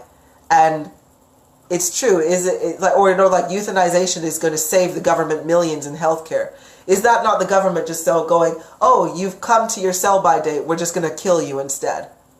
Like, why take care of you in ill health? Why don't we just kill you? Saves us a lot of energy, right? So you work your ass off until your body just deteriorates, and the government's just like, yeah, get euthanized. Frick's sakes. I'm still working on a way to not consent to any laws and decline the school system without consequences of them stealing my kids for non-protection. Their energy investment, hence why I detest agencies like Division of Children, Youth and Families, because what they do is in their damn name, right? It is. Now, the thing is, right, when you are looking for the consequence, as you mentioned there, Amishtel, of you not following a law and your children being taken away, don't consent to the system in its entirety, right? Stop paying taxes. Take your kids out of school. Don't register with anything there, you know. Move. Get the hell out of Dodge, you know. Be as sustainable as you can be within yourself, within your own mind, within your own environment. And they literally will not find you, all right? Because that will raise your frequency, and they won't find you. So the consequence of you doing good can only be good. For every action, there is a reaction. Just remember that. Right? So if you are taking an action that is of the betterment of yourself and your family and the people around you, the consequence or the resulting action is going to be, or the result, if anything, is going to be one of positivity. It is only when we are continuously focusing on the negative actions, such as consenting to this stupid law, consenting to family services, coming in and taking your children and so forth. Like when you are consenting to this, then the consequence of non-compliance is, of course, a negative outcome. All right? But if you are literally making good choices that are for the overall betterment of yourself and others, only good things come to you. That thus is the law of attraction. Thus is the law of your energy and what you attract and what you give out. So I hope that helps. Okay, I hated show and tell and hated doing presentations in front of the class and being forced to be on stage to play a musical instrument. Exactly, okay. So what are you going to do? It's not like right now, if somebody said, if you play this ukulele or this flute, I will save 1,000 individuals, but you have to come up on stage right now and play this ukulele or play this flute in front of 1 million people. Those who know how to play and play well, they would. But let's say if they said, okay, come and do this, you would have a hesitation in there. Although, yes, you could save 1,000 or whatever people, but this fear from show and tell has got you stuck. So we just got to get out of that. Let's have a look here. So let's have a look. Okay, can one buy a car and drive it off the lot without insurance? No. Because you know what? When you are purchasing a car from a business, you are purchasing a commercial vehicle, okay? So they will require you to have insurance. They will require you to be compliant within the system. That's why, if I buy anything, I buy from owner. I go cash. Like here, I got the cash, you got the stuff, there you go. Let me do that. I refuse to buy a car off the lot. I refuse to buy anything off the lot or anything that requires me to be a part or a form of the system. I refuse to participate in it, right? That's just the way I roll, right? And to be honest with you, why do you even want to buy a car from the lot? Primarily, like you're paying way more than it's worth because they need to make a profit, and you're still going to have a whole host of repairs and mechanical issues anyway. So I'm like, you might as well buy from another person who at least can say, I'm only selling it because I physically can't drive it anymore, but otherwise it works fine. Amishtalat, I stage fright with my long-winded, well-used throat chakra. Oh, bless you. No stage fright. Well, there you go, sweetie. But that's the thing, right? I don't have stage fright. I don't have those things. I'm perfectly fine with public speaking because I don't give a rat's backside. I'm like, if you're focusing on me and focusing on my words, then it's because you want to know what I have to say. So no shame in it, right? But again, a lot of people, we don't know about that. Now, don't get me wrong. Like, I'm not one to get up and just be like, ooh, dance marathon. I'm like, no, I dance in my living room and I dance like a 32-year-old mom should be dancing. So you won't catch me on So You Think You Can Dance. That's not my public part. Anywho's this. Clariston, my throat chakra gets blocked whenever needed. Ah, see, there we go there, Clariston. If you've got a blocked throat chakra, all you got to do is stop giving a shit and speak your truth. And there you go. Ona loco. So when we buy items we need and groceries we have to pay tax, is that not consent? It is. It is, Ona loco. You're absolutely right.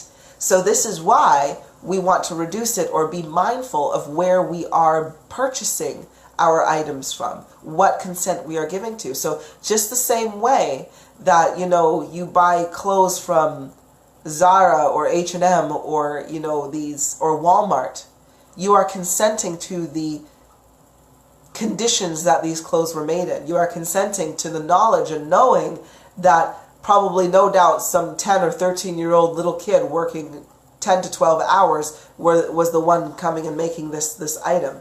So do you consent by purchasing it? You've got to kind of look at that.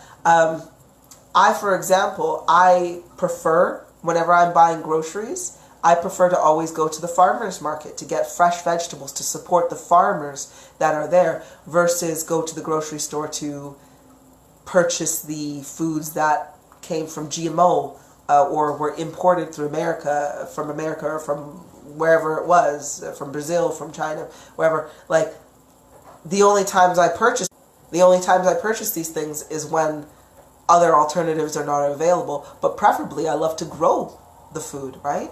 Because then you're giving your consent to only Mother Earth and the wonderful things that come to it, and nothing else. This is why I say grow it. Hi, Susan, sweetheart. But as you were saying, though, but paying taxes on those groceries, is that not consent? Well, yes, that definitely is consent.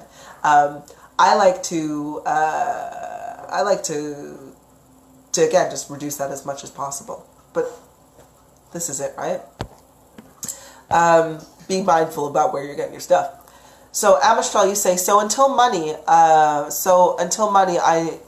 know it is not existent, I'm going to say. It still holds that power of consent regardless of how careful we are. So how can we make that system fall altogether? Thank you, non-existent. Wonderful question, Amistral. The way I like to do it is, because I definitely know that, and I definitely appreciate that money is still something that is required for a lot of people. Or it is part of the system. So what I do is I ensure that I extract money from these big businesses or government or corporation or whatever, or wherever I'm doing. I'm extracting the energy from them, but I'm not giving it back to them, right? So for example, if I've extracted energy from the system, and the way I extract energy from the system is basically through request. So for example, if somebody gives me a donation, right? How did you gain that money from the donation? Well, you would have had to be within the system, right? If you're not following your purpose or doing your own kind of selling your own creations, and you were working a job, you worked how many hours? Let's say you worked an hour and a half or 2 hours to earn $20 that you donated to Kulipup. So Kulipup gets that $20, right, which was generated from the system. Now, I take that $20, but I don't give it back to the system to gain, because the money is just the middleman to get you what it is that you want. So let's say if I wanted some fruits and vegetables. So now I'm going to take that $20 that you gave me, and I'm going to go down to my local farmer's market, not the supermarket. I'm going to go to the farmer's market, and I'm going to pay that local farmer cash. Okay? Now, I know that local farmer doesn't pay taxes as well, or that small business owner doesn't pay taxes because they have to give what I have, because they have to take in what they have, because that's what you find. Small business owners tend to like cash on hand, and they use a lot of cash, right?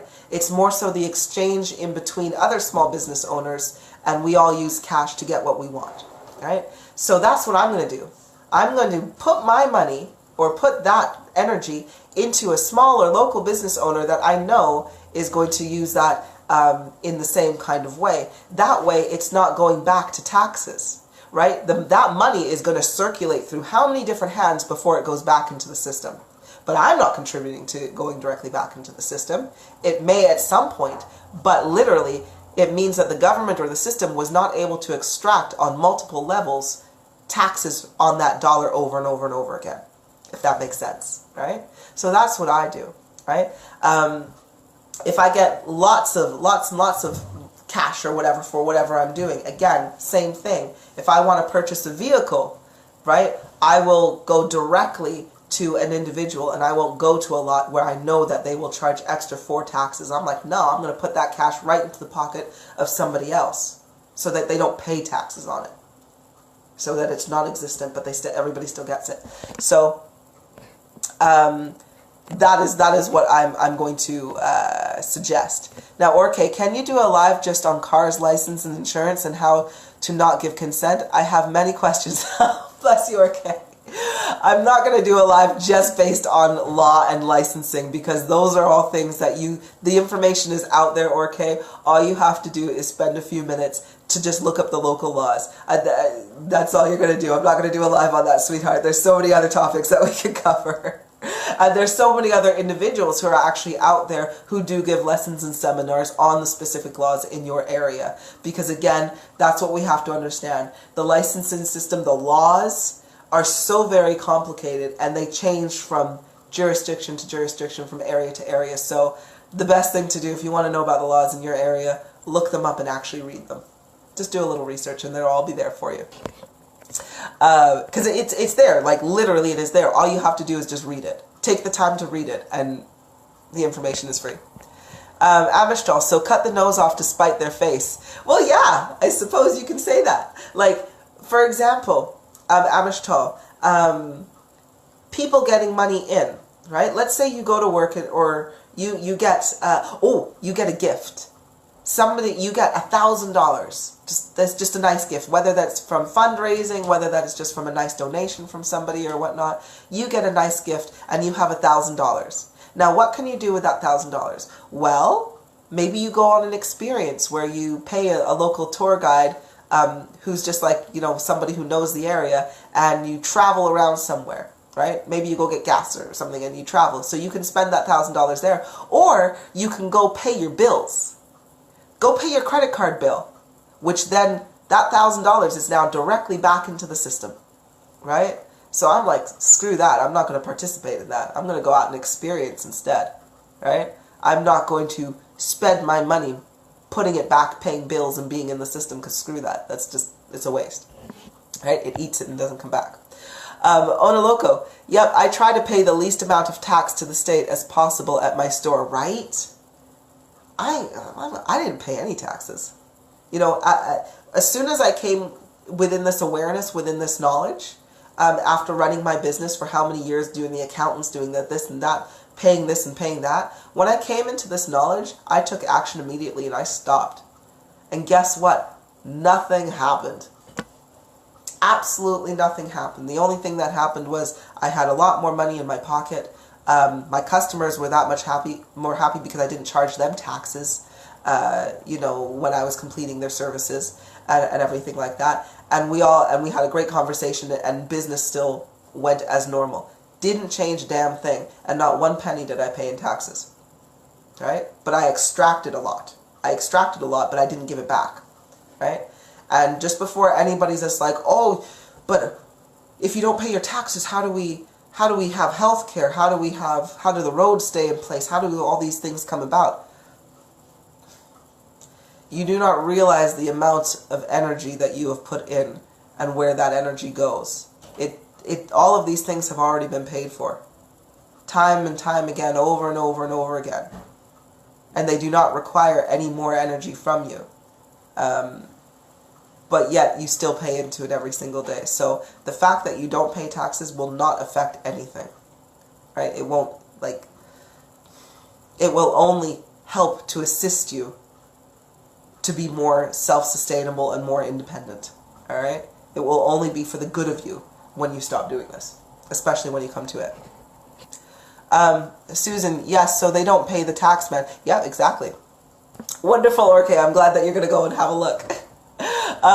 Now, lastly, I wanted to, just before I end this, I wanted to tell you about your consent through eth release, through magic, through ethereal connections and so forth. Because I made a post about an Egyptian exhibit, don't go into the Egyptian exhibits in the museums and so forth, because a lot of the hieroglyphs or the tombs that they actually extracted have a vast amount of very complex and very powerful curses and spells that literally siphon off your ethereal energy, right? Now, many people were already in the levels 3 and 4, third doesn't exist anymore, but many were already in the lower frequencies, which were already on the path of death. So as you pay to go see these exhibits, right? You pay to go see an exhibit in a museum.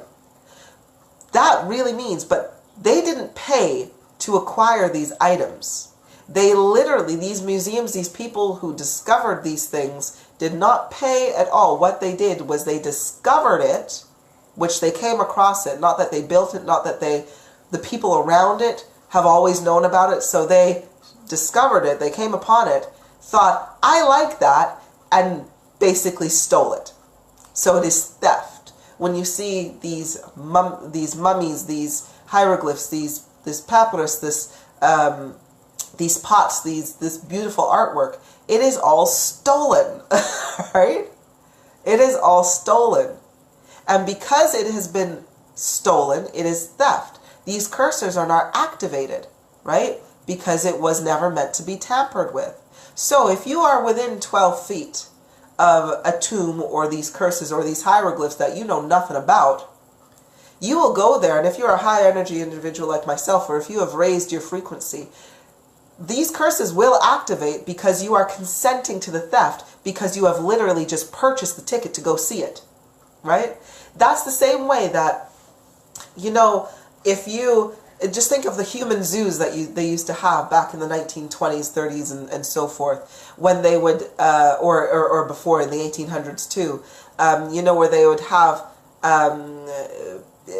slaves come in, and so they'd have black women or melanated women, children, and men, women, and children in these zoos, these human zoos. Now, the people who came to the zoos, it's not as if they were the ones who physically trapped these slaves who are now on display. They weren't the ones who did that, but they are the ones who are supporting it, who are paying for it, who are encouraging the enslavement of these individuals because they want to walk around and go, ooh, let's feed them, let's treat them like animals, right? So if you can look at a human zoo and just be like, I don't consent to that. There is no way that I'm going to a human zoo because that's just sick.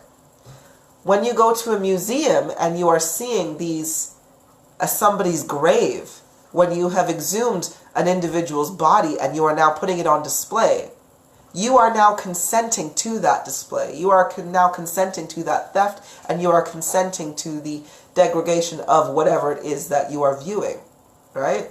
That is how you give consent. And Onoloka, you made a very good point that it's like energy does through walls. So if you are on the other side and you are still within that, your energy still gets taken, right? So don't be surprised as if you are higher energy and you're a sentient individual and you're walking through a museum and your body just takes you far away from that display. As if an invisible hand was like, nope, get your ass out of there because we ain't going through it. We don't consent to this. So please bear that in mind, right? That's how you give consent. You give consent to curses and Satanism. So, for example, let's say you have a favorite band, and I think Onoloka, you shared this as something to do with this documentary as well, or I forget what it was, but it's a great example. So Onoloko shared or asked my opinion on a specific documentary where they were talking about Satanism and what you are doing and what you're kind of going through, you know, and how it's around. And anyway, so in this in this short clip, it had basically, you know, people's favorite artists doing concerts. Beyonce, Celine Dion, it's not even like like, it doesn't have to be rock or heavy metal or like, you know, people who are like head bashing, nothing of that. There are certain dances and rituals that come within Satanism. Eating off of a human body, a naked human body, eating food off of it, is consent. It is consent to the lowering of you. You basically, when you allow somebody to eat food off of you, or you are watching this ritual being done, you are consenting to humans as food, right? That is what it is representing. And because they put a snazzy tune behind it and that makes you dance, they're like, woo, woo, woo. Because you are looking at it, you are consenting to a ritual, although it is disguised as a performance, right? It's disguised as a performance. You know, so go to a concert and they have all of this, you know, Beyonce singing up there like going like, oh yeah, look at the eye, and you know, wearing black and dancing in a certain way, doing the dance of like death and shit like that. You know, you are consenting to this ritual. And you are actively participating in this ritual. And you don't even know it. Right? So then, as you are participating in this ritual, because you're like, woo, yeah, because it has a funky beat behind it, and then you basically are a part of a ceremony that's summoning in a lot of dark energies, and then you want to wonder why you go home with a bunch of dark energies. Right? Because you consented to it. You put your focus on it. So I just want you to kind of think about things like that. And just think, what am I consenting to? Or, okay, what about museums or art galleries? Yeah, don't get me wrong, it depends. Like, I'm saying Egyptian hieroglyphs, right? Because those hieroglyphs, those symbols written in the walls are words.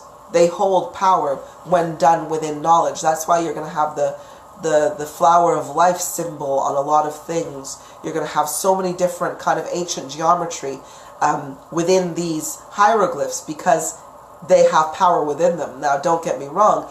If you go to a museum, if you go to art galleries and so forth, right? Just be wary of where the art is coming from. If the art gallery is from somebody who it's their personal exhibit and it's paintings, you're fine. You're free to support and love the beauty of the art. However, if you are continually going to a museum where you know that these items were looted from other countries, you're physically going to exhibitions that directly result in the theft of property, in the death, dismemberment, or mutilation of another individual, because there's some museums that are there like that, and so on. If you are contributing to this, you are consenting to it. So just be aware of that. Onoloka, yes, they are so tricky, right? My husband idolizes Kiss and Gene Simmons. I can't stand it. This is it, though. You know, there's to be honest with you, there's so many people who idolize Miley Cyrus. You don't have to be Gene Simmons who idolize Miley Cyrus. And I'm just like, she's a reptilian. I don't consent to that shit. The things that she sings about, her actions that she does, promotes, like, abuse, self-degradation, self-mutilation, and so forth like that. I'm like, I don't consent to any of that. So I don't focus on Miley Cyrus. You don't have to be Gene Simmons. You could, like, do that shit, you know? There's a restaurant I saw, like, I saw a post and it was about a restaurant who, the Naked Eatery or something like that, where they literally have silicone dolls where you are, naked silicone dolls where you go through the buffet and you're taking your meal from these naked silicone dolls. It's the same representation. You go to that restaurant and I guarantee that you are a part of a satanic ceremonial ritual that you have no clue about. But yet you are consenting because you are eating off of the flesh or even the idolized flesh of another individual, saying that you're food. Right?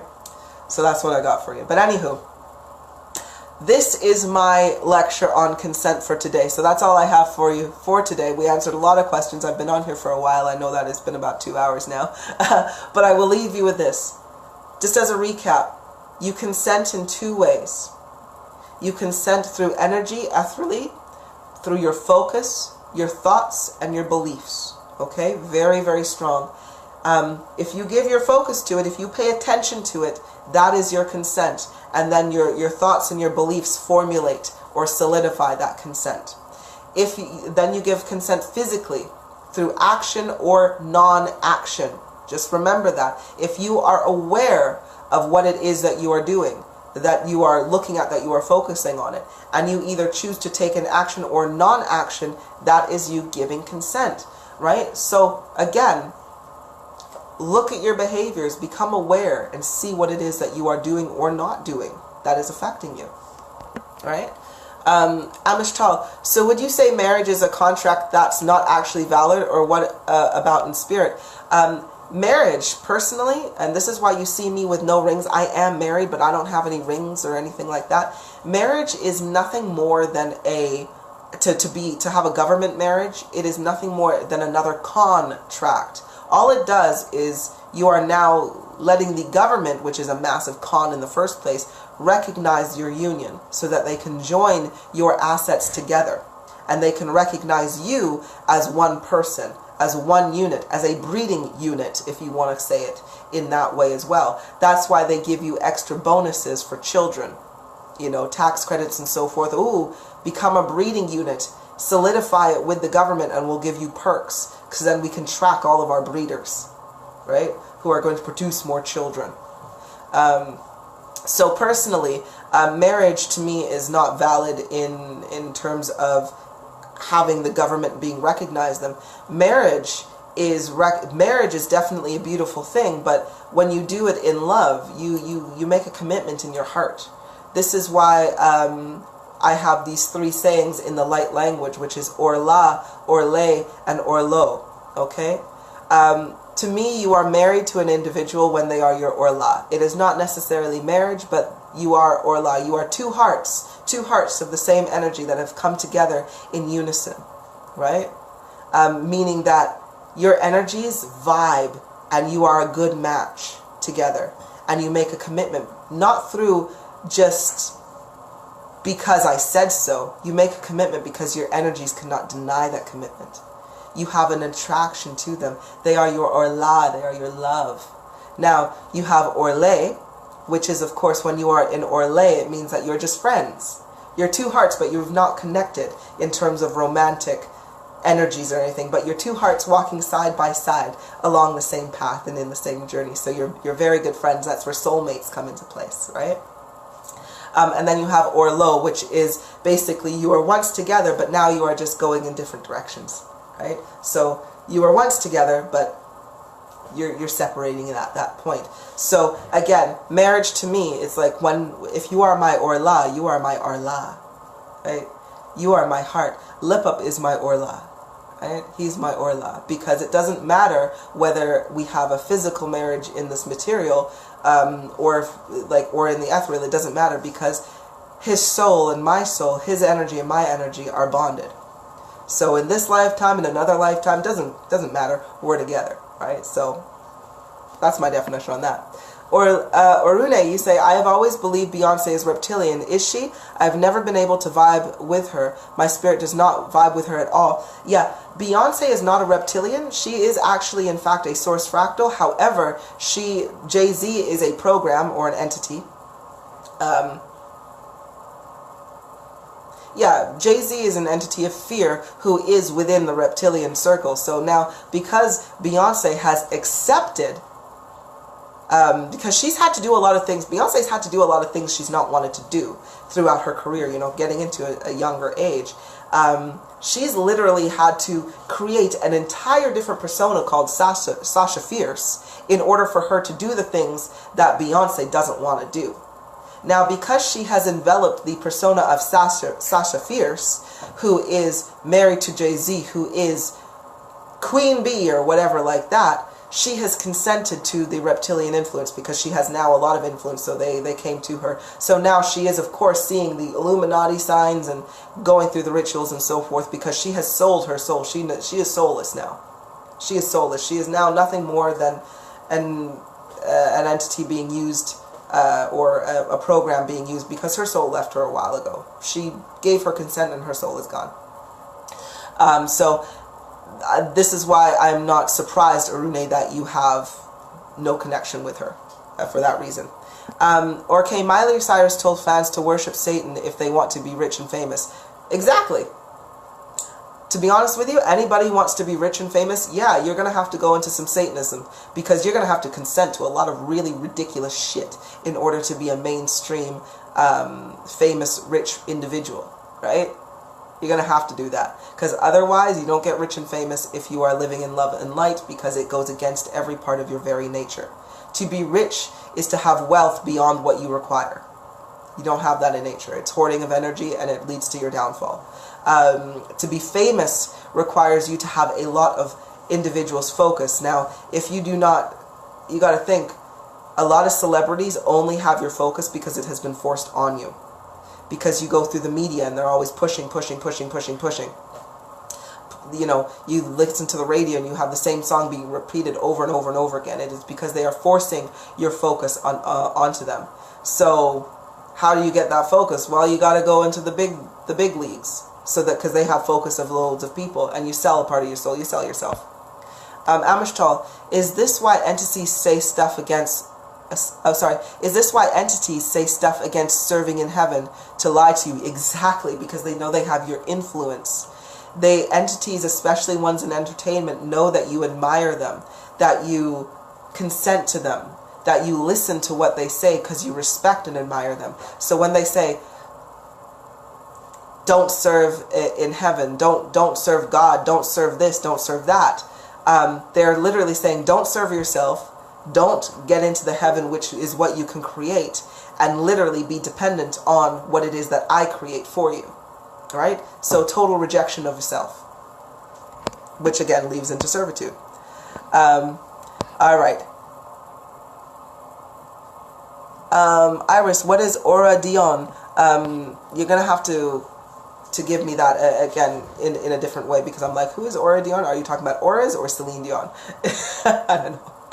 But either way, anywho's, I have spent longer than I anticipated, so I will say this, that is it from me today. I hope you enjoyed this discussion on consent. If you found it useful, please do share the information, because, you know, sharing is caring. The more knowledge we have, the more people aware of the consent that they are giving, the faster we can change things. I need to go do some yoga, and I need to go on a walk and increase my own love energy. So I love you ever so much. Take care of yourself. And Celine Dion is a source fractal entity of... Oh, sorry. No, she is a program. Celine Dion is a program, my sweethearts. Alrighty. I love you to pieces. Take care, hearts.